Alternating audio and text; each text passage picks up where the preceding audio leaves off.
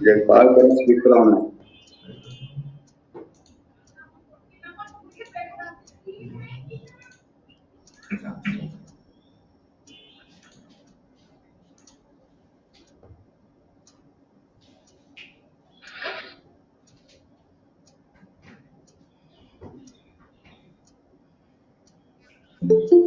हाँ जी, good morning साਰਿਆਂ ਨੂੰ।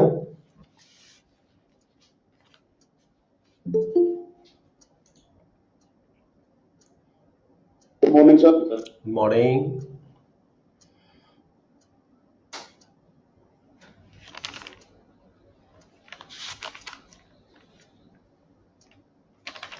Let us start ji. Today we will study paper number 1, Land Revenue Act ਦੇ ਪਿੱਛੇ ਜਿਹੜੇ ਰੂਲਸ ਲੱਗੇ ਹੋਏ ਨੇ, Land Revenue Rules 1909. We will discuss today from section 31, Estates and Survey Marks. ਇਸ ਤੋਂ ਪਹਿਲਾਂ ਅਸੀਂ ਪੜ੍ਹ ਕੇ ਗਏ ਸੀਗੇ Land Revenue Rules regarding appointment, dismissal, remunerations, duties of the ਨੰਬਰਦਾਰ। ਨੰਬਰਦਾਰ ਦੀਆਂ ਡਿਊਟੀਆਂ, ਨੰਬਰਦਾਰ ਦੀ ਅਪਾਇੰਟਮੈਂਟ ਲਈ ਕਿਹੜੇ ਪੁਆਇੰਟਸ ਦੇਖਣੇ ਹੁੰਦੇ ਆ ਜਦੋਂ ਅਸੀਂ ਨੰਬਰਦਾਰ ਦੀ ਰਿਕਮੈਂਡੇਸ਼ਨਸ ਕਰਨੀ ਹੈ, ਤੇ ਕਿਹੜੇ ਕੰਮ ਨੰਬਰਦਾਰ ਨੇ ਕਰਨੇ ਹੁੰਦੇ ਆ। ਸੈਕਸ਼ਨ 14 ਤੋਂ ਅਸੀਂ ਸ਼ੁਰੂ ਕੀਤਾ ਸੀਗਾ। ਸੈਕਸ਼ਨ 14 'ਚ ਨੰਬਰਦਾਰ ਸੀਗਾ ਵੀ ਕਿੰਨੇ ਨੰਬਰਦਾਰ ਹੋਣੇ ਚਾਹੀਦੇ ਨੇ, ਜੇ ਘਾਟਾ ਵਾਧਾ ਕਰਨਾ ਤਾਂ ਕੀ ਹੋਣਾ ਚਾਹੀਦਾ ਹੈ। ਨੰਬਰਦਾਰ ਜਿਵੇਂ ਪੱਤੀ ਦੇ ਸਿਸਟਮ ਦੇ ਮੁਤਾਬਕ ਜਿਹਨੇ ਪਿੰਡ ਦੀਆਂ ਪੋਸਟਾਂ ਹੁੰਦੀਆਂ ਨੇ ਉਹਨੇ ਨੰਬਰਦਾਰ ਹੋਣੇ ਚਾਹੀਦੇ ਨੇ। ਜੇ ਨੰਬਰਦਾਰਾਂ ਦੀ ਗਿਣਤੀ ਵਧਾਉਣੀ ਹੋਵੇ ਤਾਂ ਕਮਿਸ਼ਨ ਦੀ ਪ੍ਰਵਾਨਗੀ ਲੈਣੀ ਜ਼ਰੂਰੀ ਹੁੰਦੀ ਹੈ, ਜੇ ਘਟਾਉਣੀ ਹੋਵੇ ਤਾਂ FCR ਦੀ ਪ੍ਰਵਾਨਗੀ ਲੈਣੀ ਹੁੰਦੀ ਹੈ। ਤੇ ਕਿਹੜੇ ਮੈਟਰ ਸੀਗੇ ਜਿਹੜੇ ਅਸੀਂ ਦੇਖਣੇ ਹੁੰਦੇ ਸੀਗੇ ਜੇ ਨੰਬਰਦਾਰ ਦੀ ਰਿਕਮੈਂਡੇਸ਼ਨਸ ਕਰਨੀ ਹੈ ਤਾਂ ਫੈਮਿਲੀ ਸੈਟਲਮੈਂਟ ਕੈਸੀ ਹੈ, ਉਹਦੀ ਜ਼ਮੀਨ ਕਿੰਨੀ ਕੁ ਹੈ, ਠੀਕ ਹੈ ਜੀ। ਇਹ ਕੁਝ ਪੁਆਇੰਟ ਸੀਗੇ ਵੀ ਉਹਦੀ ਕਮਿਊਨਿਟੀ 'ਚ ਕਿਹੋ ਜਿਹੀ ਸਟਰੈਂਥ ਹੈਗੀ, ਉਹਦਾ ਆਪਦਾ ਕਰੈਕਟਰ ਕਿਹੋ ਜਿਹਾ ਹੈਗਾ, ਕਿ ਉਹਦੇ ਪਰਿਵਾਰ ਨੇ ਜਾਂ ਉਸਨੇ ਕਦੇ ਦੇਸ਼ ਦੀ ਸੇਵਾ ਦੇ ਲਈ ਜਾਂ ਸਟੇਟ ਦੇ ਲਈ ਕੋਈ ਕੰਮ ਕੀਤੇ ਹੈ ਜਾਂ ਨਹੀਂ ਕੀਤੇ। ਇੱਦਾਂ ਦੇ ਜਿਹੜੇ ਪੁਆਇੰਟ ਸੀਗੇ ਉਹਦੇ ਅਸੀਂ ਦੇਖਣੇ ਹੁੰਦੇ ਸੀ। ਉਹਦੇ ਆਧਾਰ 'ਤੇ ਜਿਹੜੀ ਅਸੀਂ ਰਿਕਮੈਂਡੇਸ਼ਨਸ ਕਰਦੇ ਹਾਂ ਨੰਬਰਦਾਰ ਦੀ। ਫਿਰ ਉਹਦੀ ਡਿਸਮਿਸਲ ਕਿਹੜੇ ਕਾਰਨਾਂ 'ਚ ਹੋ ਸਕਦੀ ਹੈ, ਜੇ ਕਦੇ ਉਹਨੂੰ ਸਜ਼ਾ ਹੋਵੇ 2 ਸਾਲ ਦੀ ਸਜ਼ਾ ਹੋ ਚੁੱਕੀ ਹੋਵੇ, 1 ਸਾਲ ਜਾਂ 1 ਸਾਲ ਤੋਂ ਵੱਧ ਸਜ਼ਾ ਹੋ ਚੁੱਕੀ ਹੋਵੇ, ਜਾਂ ਉਹਦੀ ਪ੍ਰੋਪਰਟੀ ਹੈ ਜਿਹੜੀ ਉਹ ਨਾ ਰਹੀ ਹੋਵੇ, ਉਹਨੇ ਵੇਚ ਦਿੱਤੀ ਹੋਵੇ, ਟਰਾਂਸਫਰ ਕਰ ਦਿੱਤੀ ਹੋਵੇ, ਜਾਂ ਮੌਰਗੇਜ ਕਰ ਦਿੱਤੀ ਹੋਵੇ, ਜਾਂ ਟਰਾਂਸਫਰ ਲੈਂਡ ਹੋ ਗਈ ਹੋਵੇ, ਉਹਦੀ ਮਾਮਲਾ ਨਾ ਅਦਾ ਕਰਨ ਦੇ ਸੰਬੰਧ ਵਿੱਚ ਉਹਦੀ ਜਿਹੜੀ ਜ਼ਮੀਨ ਹੈ ਉਹਦੇ ਨਾਲ ਦੇ ਕਿਸੇ ਐਗਰੀਕਲਚਰਿਸਟ ਨੂੰ ਕਿਸੇ ਮੌਰਗੇਜ ਨੂੰ ਟਰਾਂਸਫਰ ਕਰ ਦਿੱਤੀ ਹੋਵੇ ਸਰਕਾਰ ਨੇ। ਇਹੋ ਜਿਹੇ ਕੇਸਾਂ ਵਿੱਚ ਜਾਂ ਫਿਰ ਉਹ ਕਿਸੇ ਆਪਣਾ ਗਲਤ ਧੰਦਿਆਂ 'ਚ ਪੈ ਗਿਆ ਹੋਵੇ, ਸਮਗਲਿੰਗ ਕਰਨ ਲੱਗ ਗਿਆ ਹੋਵੇ, ਜਿਹੜੇ ਅਨਕਨਸਟੀਟਿਊਸ਼ਨਲ ਮੁਜ਼ਾਹਰੇ ਹੈ ਉਹਨਾਂ 'ਚ ਭਾਗ ਲੈਣ ਲੱਗ ਗਿਆ ਹੋਵੇ, ਐਜੀਟੇਸ਼ਨਸ ਕਰਨ ਲੱਗ ਗਿਆ ਹੋਵੇ, ਡਿਊਟੀ ਤੋਂ ਇਲੈਕਟ ਕਰਨ ਲੱਗ ਗਿਆ ਹੋਵੇ ਆਪਣੀ ਤੋਂ, ਠੀਕ ਹੈ ਜੀ। ਉਹਦੀ ਸਾਰੀ ਪ੍ਰੋਪਰਟੀ ਅਟੈਚ ਹੋ ਚੁੱਕੀ ਹੋਵੇ। ਇਹੋ ਜਿਹੇ ਕੁਛ ਰੀਜ਼ਨ ਸੀ ਜਿਹਦੇ ਬੇਸ ਦੇ ਉੱਤੇ ਅਸੀਂ ਉਸਨੂੰ ਡਿਸਮਿਸ ਕਰ ਸਕਦੇ ਸੀ। ਫਿਰ ਨੰਬਰਦਾਰ ਕਿਹੜੇ ਹੁੰਦੇ ਆ, ਨੰਬਰਦਾਰ 2 ਤਰ੍ਹਾਂ ਦੇ 3 ਤਰ੍ਹਾਂ ਦੇ ਹੁੰਦੇ ਆ, ਆਪਾਂ ਪੜ੍ਹਿਆ ਸੀਗਾ। ਇਹ ਜਨਰਲ ਨੰਬਰਦਾਰ ਹੋ ਗਿਆ। ਜਨਰਲ ਨੰਬਰਦਾਰ ਦਾ ਇੱਕ ਸਰਬਰਾ ਨੰਬਰਦਾਰ ਹੁੰਦਾ ਹੈ। ਜੇ ਨੰਬਰਦਾਰ ਆਪ ਕਿਸੇ ਫਾਦਰ ਟਾਈਮ ਵੀ ਕੰਮ ਕਰਨ ਤੋਂ ਅਸਮਰਥ ਹੋਵੇ, ਕਿਤੇ ਜਾਣ ਆਉਣ ਤੋਂ ਅਸਮਰਥ ਹੋਵੇ, ਤਾਂ ਉਹ ਆਪਦਾ ਸਰਬਰਾ ਨੰਬਰਦਾਰ ਵੀ ਨਿਯੁਕਤ ਕਰ ਸਕਦਾ ਹੈਗਾ। NRI ਨੰਬਰਦਾਰ ਪੜ੍ਹਿਆ ਸੀਗਾ। ਜੇ ਕਿਸੇ ਪਿੰਡ ਦੇ ਵਿੱਚ 20 ਘੱਟੋ ਘੱਟ ਫੈਮਿਲੀਜ਼ ਹੋਣਗੀਆਂ NRI ਦੀਆਂ ਤਾਂ ਉੱਥੇ ਇੱਕ NRI ਨੰਬਰਦਾਰ ਵੀ ਨਿਯੁਕਤ ਕੀਤਾ ਜਾ ਸਕਦਾ। ਫਿਰ ਅਸੀਂ ਪੜ੍ਹਿਆ ਸੀ ਹਰੀਜਨ ਨੰਬਰਦਾਰ ਦੇ ਸੰਬੰਧ ਵਿੱਚ।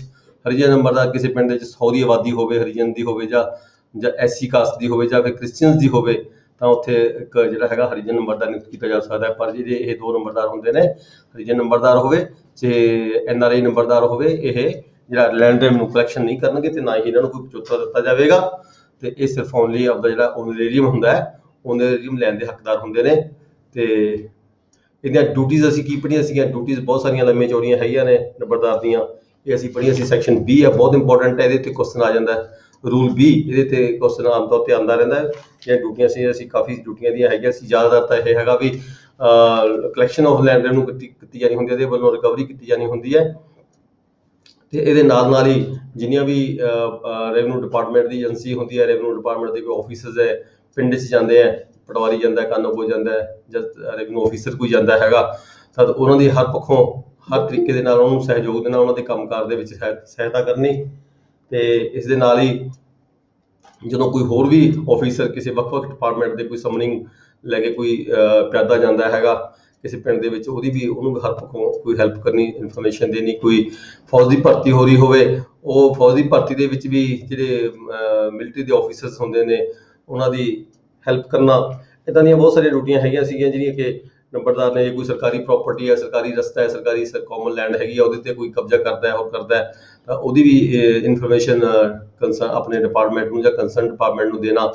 ਤੇ ਇਹਦੇ ਨਾਲ ਜੇ ਕੋਈ ਪਿੰਡ ਦੇ ਵਿੱਚ ਪਰਚਾਸ ਕੋਈ ਬਿਮਾਰੀ ਫੈਲ ਜਾਵੇ ਇਨਸਾਨਾਂ ਦੇ ਵਿੱਚ ਜਾਂ ਪਸ਼ੂਆਂ ਦੇ ਵਿੱਚ, ਉਹਦੀ ਵੀ ਜਾਣਕਾਰੀ ਆਪਣੇ ਕੰਸਰਨ ਪਟਵਾਰੀ ਹਲਕਾ ਦੇ ਰਾਹੀਂ ਜਾਂ ਕੰਸਰਨ ਡਿਪਾਰਟਮੈਂਟ ਨੂੰ ਭੇਜਣਾ। ਕੋਈ ਨਹਿਰੀ ਖਾਲ ਟੁੱਟ ਜਾਵੇ, ਕੋਈ ਨਹਿਰ ਦੀ ਜਿਹੜੀ ਨਹਿਰ ਹੈ ਉਹ 'ਚ ਪਾੜ ਪੈ ਜੇ, ਟੁੱਟ ਜਾਵੇ, ਤਾਂ ਉਹਦੀ ਜਿਹੜੀ ਇਨਫੋਰਮੇਸ਼ਨ ਹੈ ਕੰਸਰਨ ਡਿਪਾਰਟਮੈਂਟ, ਇਰੀਗੇਸ਼ਨ ਡਿਪਾਰਟਮੈਂਟ ਨੂੰ ਤੇ ਪਟਵਾਰੀ ਹਲਕਾ ਨੂੰ ਰਾਹੀਂ।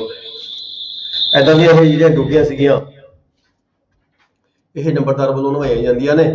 ਤੇ ਇਹਦੇ ਨਾਲ ਹੀ ਉਹਦਾ ਰਿਮਿਊਨਰੇਸ਼ਨ ਕੀ ਹੁੰਦਾ, ਰਿਮਿਊਨਰੇਸ਼ਨ ਹੁੰਦਾ 75, ਜਿਹੜਾ ਕਿ 1995 ਦੇ ਵਿੱਚ ਵਧਾ ਕੇ ਸਰਕਾਰ ਨੇ 10% ਕਰ ਦਿੱਤਾ ਸੀਗਾ। ਹੁਣ ਫਾਰ ਦਾ ਟਾਈਮ ਵੀ ਜਿਹੜੀ ਇਹਦੀ ਕਲੈਕਸ਼ਨ ਹੈਗੀ ਹੈ ਸਸਪੈਂਡ ਕੀਤੀ ਵੀ ਹੈ ਗਵਰਨਮੈਂਟ ਵੱਲੋਂ। ਤੇ ਜਿਹੜਾ ਹਰੀਜਨ ਨੰਬਰਦਾਰ ਹੈ ਤੇ ਆਪਣਾ ਦੂਜਾ ਨੰਬਰਦਾਰ ਹੈਗਾ NRI ਨੰਬਰਦਾਰ ਹੈ, ਉਹ ਕੋਈ 75 ਲੈਣ ਦੇ ਹੱਕਦਾਰ ਨਹੀਂ ਹੁੰਦੇ। ਉਹ ਆਇਡੈਂਟੀਫਿਕੇਸ਼ਨ ਕਰਦੇ ਆ, ਬਾਕੀ ਸਾਰੀਆਂ ਡਿਊਟੀਆਂ ਉਹਨਾਂ ਦੀਆਂ ਸੇਮ ਹੁੰਦੀਆਂ ਨੇ, ਪਰ ਇੱਕ ਜਿਹੜੀ ਕਲੌਜ਼ 20 ਦੀ 1 ਤੋਂ 4 ਹੈਗੀ ਹੈ ਉਹ ਉਹਨਾਂ ਤੇ ਲਾਗੂ ਨਹੀਂ ਹੁੰਦੀ, ਉਹਨਾਂ ਡਿਊਟੀਆਂ 'ਚ ਲਾਗੂ ਨਹੀਂ ਹੁੰਦੀ ਦੋਨੇ ਨੰਬਰਦਾਰਾਂ ਦੇ ਵਿੱਚ। ਤੇ ਪਨਿਸ਼ਮੈਂਟ ਦੀ ਗੱਲ ਕੀਤੀ ਸੀਗੀ, ਕਮਿਟਸ ਜੇ ਕੋਈ ਬ੍ਰੀਚ ਕਰਦਾ ਹੈ ਆਪਣੀ ਡਿਊਟੀ ਤੋਂ, ਉਹ ਆਪਣਾ ਡਿਊਟੀ ਨਹੀਂ ਨਿਭਾਉਂਦਾ ਹੈਗਾ, ਤਾਂ ਉਹਨੂੰ ਪਨਿਸ਼ ਵੀ ਕੀਤੀ ਜਾ ਸਕਦੀ ਹੈ। ਉਹ ਪਨਿਸ਼ਮੈਂਟ ਕੀ ਹੋ ਸਕਦੀ ਹੈ, ਜਿਹੜੀ ਉਹਦੀ ਐਮੋਲੂਮੈਂਟਸ ਜਿਹੜੀਆਂ ਉਹਨੂੰ ਦਿੱਤੀਆਂ ਜਾਂਦੀਆਂ ਨੇ ਉਹ 1 ਸਾਲ ਦੇ ਲਈ ਵਿਦਹੈਲਡ ਕੀਤੀਆਂ ਜਾ ਸਕਦੀਆਂ ਨੇ, ਸਰਕਾਰ ਦੇ ਖਾਤੇ 'ਚ ਵੀ ਪਾਈਆਂ ਜਾ ਸਕਦੀਆਂ, ਦੁਬਾਰਾ ਫਿਰ ਉਸਨੂੰ ਚਾਲੂ ਕੀਤਾ ਜਾ ਸਕਦਾ। ਇਹ ਅਸੀਂ ਪੜ੍ਹਿਆ ਸੀਗਾ। ਤੇ ਅੱਜ ਅਸੀਂ ਪੜ੍ਹਾਂਗੇ estates and survey marks, rule number 31। ਠੀਕ ਹੈ ਜੀ, estates and survey marks rule number 31। demarcated area of the forest land etc owned by the government to be considered states। ਇੱਥੇ ਕਿਹਾ ਗਿਆ ਹੈ ਰੂਲ 31 ਦੇ ਵਿੱਚ ਜਿਹੜੀ ਕੋਈ ਜੰਗਲ ਦੀ ਜ਼ਮੀਨ ਹੁੰਦੀ ਹੈ, ਜੰਗਲਾਤ ਹੁੰਦੀ ਹੈ, ਆਪਾਂ ਦੇਖਿਆ ਹੈਗਾ ਤੁਹਾਡੇ ਤੋਂ ਬਹੁਤ ਸਾਰਿਆਂ ਨੇ ਬਤੌਰ ਪਟਵਾਰੀ ਕੰਮ ਕੀਤਾ, ਬਤੌਰ ਕਾਨੂੰਗੋ ਵੀ ਕੰਮ ਕਰ ਰਹੇ ਹੋ। ਤੇ ਫੋਰੈਸਟ ਜਿਹੜੀ ਲੈਂਡ ਹੁੰਦੀ ਹੈ ਉਹਦੇ ਲਈ ਇੱਕ ਵੱਖਰੀ ਸਟੇਟ ਬਣੀ ਹੁੰਦੀ ਹੈ, ਵੱਖਰੀ ਜਗ੍ਹਾਬੰਦੀ ਤਿਆਰ ਕੀਤੀ ਜਾਂਦੀ ਹੈ।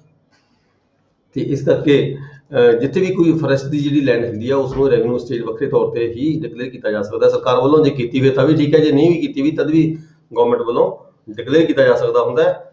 ਤੇ ਅੱਗੇ ਰੂਲ 32 ਸੀਗਾ, ਰੂਲ 32 ਚ ਕਿ marks to be erected at the angles on the boundary of the status.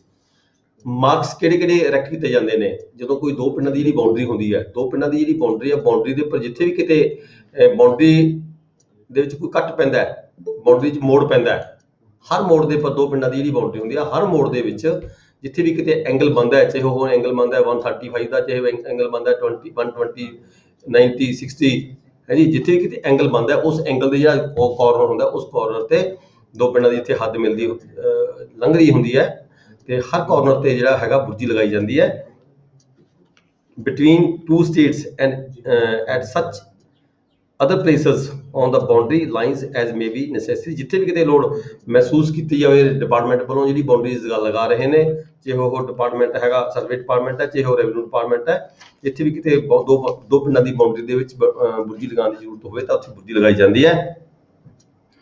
ਜਿਹੜੇ ਪਿਲਰਸ ਹੁੰਦੇ ਨੇ, ਪਿਲਰਸ ਆਫ ਬਡ ਔਰ ਸਟੋਨ ਸ਼ੈਲ ਬੀ ਇਰੈਕਟਡ।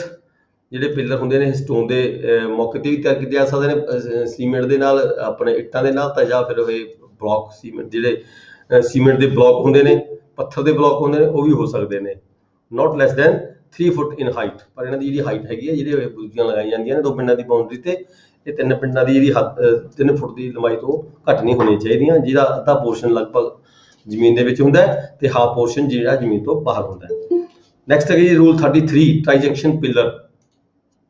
ਅਸੀਂ ਸਾਰਾ ਇਹ ਕੁਝ ਐਕਟ ਦੇ ਜੀ ਪੜ੍ਹ ਚੁੱਕੇ ਹਾਂ, ਲੈਂਡ ਰਿਕਾਰਡ ਮੈਨੂਅਲ ਦੇ ਵਿੱਚ ਵੀ ਹੁੰਦਾ ਹੈ, ਪਰ ਇੱਥੇ ਰੂਲਾਂ ਦੇ ਵਿੱਚ ਵੀ ਅੱਗੇ ਸਪੈਸੀਫਿਕੇਸ਼ਨ ਜਿਹੜੀ ਕੋਈ ਚੀਜ਼ ਦੀ ਘਾਟ ਵੱਧ ਰਹਿ ਜਾਂਦੀ ਹੈ ਉਹ ਰੂਲਾਂ ਵਿੱਚ ਕਲੀਅਰ ਕਰ ਦਿੱਤੀ ਜਾਂਦੀ ਹੈ।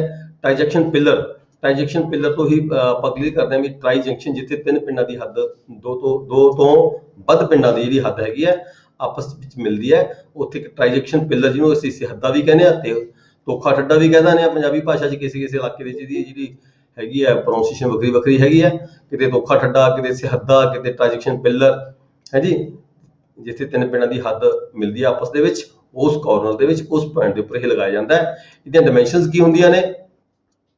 ਇਹਦੀ ਜਿਹੜੀ ਮਟੀਰੀਅਲ ਕਿਹੜਾ ਹੁੰਦਾ ਹੈ, ਇਹ ਦੋ ਤਿੰਨ ਪੜਾ ਰਹੇ ਜੀ ਆਪਾਂ ਹੈ ਜੀ। ਕਿਹੜੀ ਬੁੱਕ ਚ ਪੜਾ ਰਹੇ? ਲੈਂਡ ਰੈਵਨਿਊ ਰੂਲਸ ਪੜ੍ਹਾ ਰਹੇ ਹਾਂ ਜੀ, land revenue rules.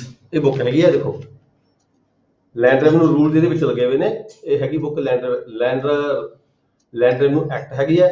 Land revenue act ਦੇ ਵਿੱਚ ਸੈਕਸ਼ਨ 158 ਤੋਂ ਬਾਅਦ ਪੰਜਾਬ ਲੈਂਡ ਰੈਵਨਿਊ ਰੂਲਸ 1909 ਲੱਗੇ ਹੋਏ ਹੁੰਦੇ ਆ। ਕਿਸੇ ਬੁੱਕ 'ਚ ਲੱਗੇ ਆ, ਕਿਸੇ 'ਚ ਨਹੀਂ ਵੀ ਲੱਗੇ ਹੋ ਸਕਦੇ, ਮੇਬੀ। ਕੱਲ ਵਾਲੀ ਉਹ ਹੈ ਜੀ, ਕੱਲ ਵਾਲੀ ਬੁੱਕ ਹੈ। ਹਾਂਜੀ ਹਾਂ, ਕੱਲ੍ਹ ਦੀ ਬੁੱਕ ਹੀ ਪੜ੍ਹ ਰਹੇ ਹਾਂ ਜੀ। ਠੀਕ ਹੈ ਸਰ। ਹਾਂ, ਆਪਾਂ ਗੱਲ ਕਰ ਰਹੇ ਸੀ transaction pillar the. Transaction pillar, 2 states meet a transaction pillar, more than 2 states, ਜਿੱਥੇ 2 ਤੋਂ ਪਿੰਡਾਂ ਤੋਂ ਵੱਧ ਦੀ ਮਤਲਬ ਕਿ ਜਾਂ 3 ਪਿੰਡਾਂ ਦੀ ਜਿੱਥੇ ਹੱਦ ਮਿਲਦੀ ਹੈਗੀ ਹੈ, ਤਾਂ ਉੱਥੇ ਇਹ ਜਿਹੜਾ ਟ੍ਰਾਂਜੈਕਸ਼ਨ ਪਿਲਰ ਲਗਾਇਆ ਜਾਂਦਾ ਹੈ। ਇਹ 3 ਫੁੱਟ ਦੀ ਹਾਈਟ ਹੁੰਦੀ ਹੈ। ਇਹ ਕਾਹਦਾ ਹੋ ਸਕਦਾ ਹੈ? ਦੇਖੋ, ਸਿੰਗਲ ਬਲੌਕ ਵੀ ਸਟੋਨ ਦਾ ਹੋ ਸਕਦਾ ਹੈ।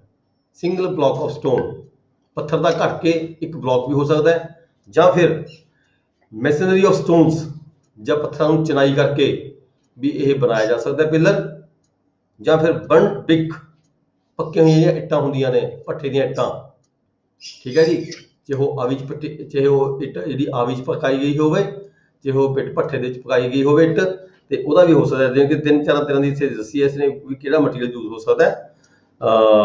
ਸਟੋਨ, ਸਿੰਗਲ ਸਟੋਨ ਬਲੌਕ, ਫਿਰ ਮੈਸਨਰੀ ਆਫ ਸਟੋਨਸ, ਚਿਣਾਈ ਕਰਕੇ, ਪੱਥਰਾਂ ਦੀ ਚਿਣਾਈ ਕਰਕੇ ਜਿਹੜਾ ਬਣਾਇਆ ਜਾ ਸਕਦਾ ਪਿਲਰ, ਜਾਂ ਫਿਰ ਇਹ ਇੱਟਾਂ ਦੀ ਚਿਣਾਈ ਕਰਕੇ ਪੱਥਰ ਬਣਾਇਆ ਜਾ ਸਕਦਾ ਹੈ। ਜੇ ਇੱਟਾਂ ਦੀ ਚਿਣਾਈ ਕੀਤੀ ਗਈ ਹੋਵੇ ਤਾਂ ਇਹਦੇ ਉੱਪਰ ਜਿਹੜਾ ਹੈਗਾ ਚੂਨਾ ਸੀਮੈਂਟ ਦਾ ਜਿਹੜਾ ਪਲਸਟਰ ਕੀਤਾ ਜਾਂਦਾ ਹੈ, ਠੀਕ ਹੈ ਜੀ। ਇਹਦੀ ਸ਼ੇਪ ਕੀ ਹੋਏਗੀ? ਇਹਦੀ ਸ਼ੇਪ ਹੋਏਗੀ 3 ਫੁੱਟ ਲੰਮਾ ਹੁੰਦਾ ਜੀ ਟ੍ਰਾਂਜੈਕਸ਼ਨ ਪਿਲਰ। ਦੇਖੋ, ਇਹ ਆਮ ਤੌਰ ਤੇ ਕੁਐਸਚਨ ਤੁਹਾਨੂੰ ਆ ਜਾਂਦਾ ਹੈਗਾ। 3 ਫੁੱਟ ਦੀ ਲੈਂਥ ਹੁੰਦੀ ਹੈ, ਜਿਹਦੇ ਵਿੱਚ ਜਦੋਂ ਅਸੀਂ ਜ਼ਮੀਨ 'ਚ ਇਹਨੂੰ ਲਗਾਉਂਦੇ ਹਾਂ ਤਾਂ 1.5 ਫੁੱਟ ਅੰਦਰ ਚਲਾ ਜਾਂਦਾ, 1.5 ਫੁੱਟ ਬਾਹਰ ਰਹਿ ਜਾਂਦਾ, ਠੀਕ ਹੈ। ਤੇ ਇਹਦੀ ਜਿਹੜੀ ਚੌੜਾਈ, ਜਿਹੜਾ ਸਾਈਡਾਂ ਹੁੰਦੀਆਂ ਇਹਦੀਆਂ, ਉਹ ਹੁੰਦੀਆਂ 18 ਇੰਚ, 1.5 ਫੁੱਟ ਚੌੜੀਆਂ ਹੁੰਦੀਆਂ ਨੇ। ਲੈਂਥ ਹੁੰਦੀ ਹੈ 3 ਫੁੱਟ, ਠੀਕ ਹੈ ਜੀ। Shape, if stone block in length and breadth not less than 18 inch and the depth not less than 3 feet, if masonry cubic, each edge of the cube not less than 3 feet long. Position कैसी ਹੁੰਦੀ ਹੈ जी? the lowest side of the pillar, ਉਹੀ ਦੱਸਿਆ ਗਿਆ ਵੀ half ਮਿੱਟੀ ਦੇ ਵਿੱਚ, ਜ਼ਮੀਨ ਦੇ ਵਿੱਚ, ਤੇ ਹਾਫ ਜਿਹੜਾ ਹੈਗਾ ਇਹ ਉੱਪਰ ਰੱਖਿਆ ਜਾਂਦਾ ਜ਼ਮੀਨ ਤੇ। then ਅਸੀਂ ਅੱਗੇ ਪੜਾਂਗੇ ਜੀ ਸਿਹਦਾ ਕਹਿੰਦੇ ਸਰ ਇਹਨੂੰ। ਸਿਹਦਾ, ਤੋਖਾ ਠੱਡਾ, ਹੈ ਜੀ। ਤੋਖਾ ਠੱਡਾ ਵੀ ਕਹਿੰਦੇ ਨੇ, ਸਿਹਦਾ ਵੀ ਕਹਿੰਦੇ ਨੇ। ਅਲੱਗ-ਅਲੱਗ ਇਲਾਕਿਆਂ ਦੇ ਵਿੱਚ ਇਹਦੀ ਜਿਹੜੀ ਬੋਲਚਾਲ ਦੀ ਭਾਸ਼ਾ ਕਿਤੇ ਵੱਖਰੀ ਹੈਗੀ ਹੈ, ਕਿਤੇ ਸਿਹਦਾ ਕਹਿੰਦੇ ਆ, ਕਿਤੇ ਤੋਖਾ ਠੱਡਾ ਕਹਿੰਦੇ ਨੇ। ਹੋਰ ਵੀ ਹੋ ਸਕਦੇ ਇਹਦੇ ਨਾਮ ਹੁੰਦੇ ਹੋਣਗੇ, ਤੁਹਾਡੇ ਇਲਾਕਿਆਂ 'ਚ ਵੱਖਰੇ ਵੀ ਹੋ ਸਕਦੇ ਨੇ। ਇੰਗਲਿਸ਼ ਦੇ ਵਿੱਚ ਇਹਨੂੰ ਟ੍ਰਾਂਜੈਕਸ਼ਨ ਪਿਲਰ ਕਹਿੰਦੇ ਨੇ। ਸਰ ਜੇ ਇਸੇ ਕੁਐਸਚਨ ਆ ਰੂਲ ਦੇ ਵਿੱਚੋਂ ਲਿਖਾਂਗੇ ਜਾਂ ਮੈਨੂਅਲ ਦੇ ਵਿੱਚੋਂ ਲਿਖਾਂਗੇ ਜਾਂ ਐਕਟ ਦੇ ਵਿੱਚੋਂ? ਸਰ ਤੁਸੀਂ ਰੂਲ 'ਚ ਲਿਖ ਦਿਓ। ਰੂਲ ਦੇ ਵਿੱਚ ਜਿੰਨੀ ਡਿਟੇਲ ਰੂਲ ਦੇ ਵਿੱਚ ਹੈਗੀ ਹੈ, ਕਿਤੇ ਨਹੀਂ ਹੈਗੀ, ਠੀਕ ਹੈ ਜੀ ਸਰ। ਠੀਕ ਹੈ। ਆ ਰੂਲ 'ਚ ਕਦੋਂ ਜਾਂਦੇ ਨੇ? ਬੰਦੋਬਸਤ ਵੇਲੇ ਜਾਂ ਮਰਬੇਬੰਦੀ ਵੇਲੇ? ਹੈ ਜੀ ਸਰ ਇਹ ਲਾਏ ਕਦੋਂ ਜਾਂਦੇ ਨੇ? ਮਰਬੇਬੰਦੀ ਵੇਲੇ? ਇਹ ਟ੍ਰਾਂਜੈਕਸ਼ਨ ਪਿਲਰ ਜਿਹੜੇ ਹੈਗੇ ਨੇ, ਇਹ ਲਗਾਏ ਜਾਂਦੇ ਨੇ ਮਰਬਾਬੰਦੀ ਵੇਲੇ। ਮੇਬੀ ਜਦੋਂ ਬੰਦੋਬਸਤ ਹੁੰਦਾ, ਬੰਦੋਬਸਤ ਵੇਲੇ ਟ੍ਰਾਂਜੈਕਸ਼ਨ ਪਿਲਰ ਨਹੀਂ ਸੀ ਲਗਾਏ ਜਾਂਦੇ। ਬੰਦੋਬਸਤ ਵੇਲੇ ਤਾਂ ਜਿਹੜਾ ਰਿਕਾਰਡ ਸੀਗਾ ਉਹੀ ਤਿਆਰ ਕੀਤਾ ਜਾਂਦਾ ਸੀ, ਅਸੈਸਮੈਂਟ ਕੀਤੀ ਜਾਂਦੀ ਸੀਗੀ।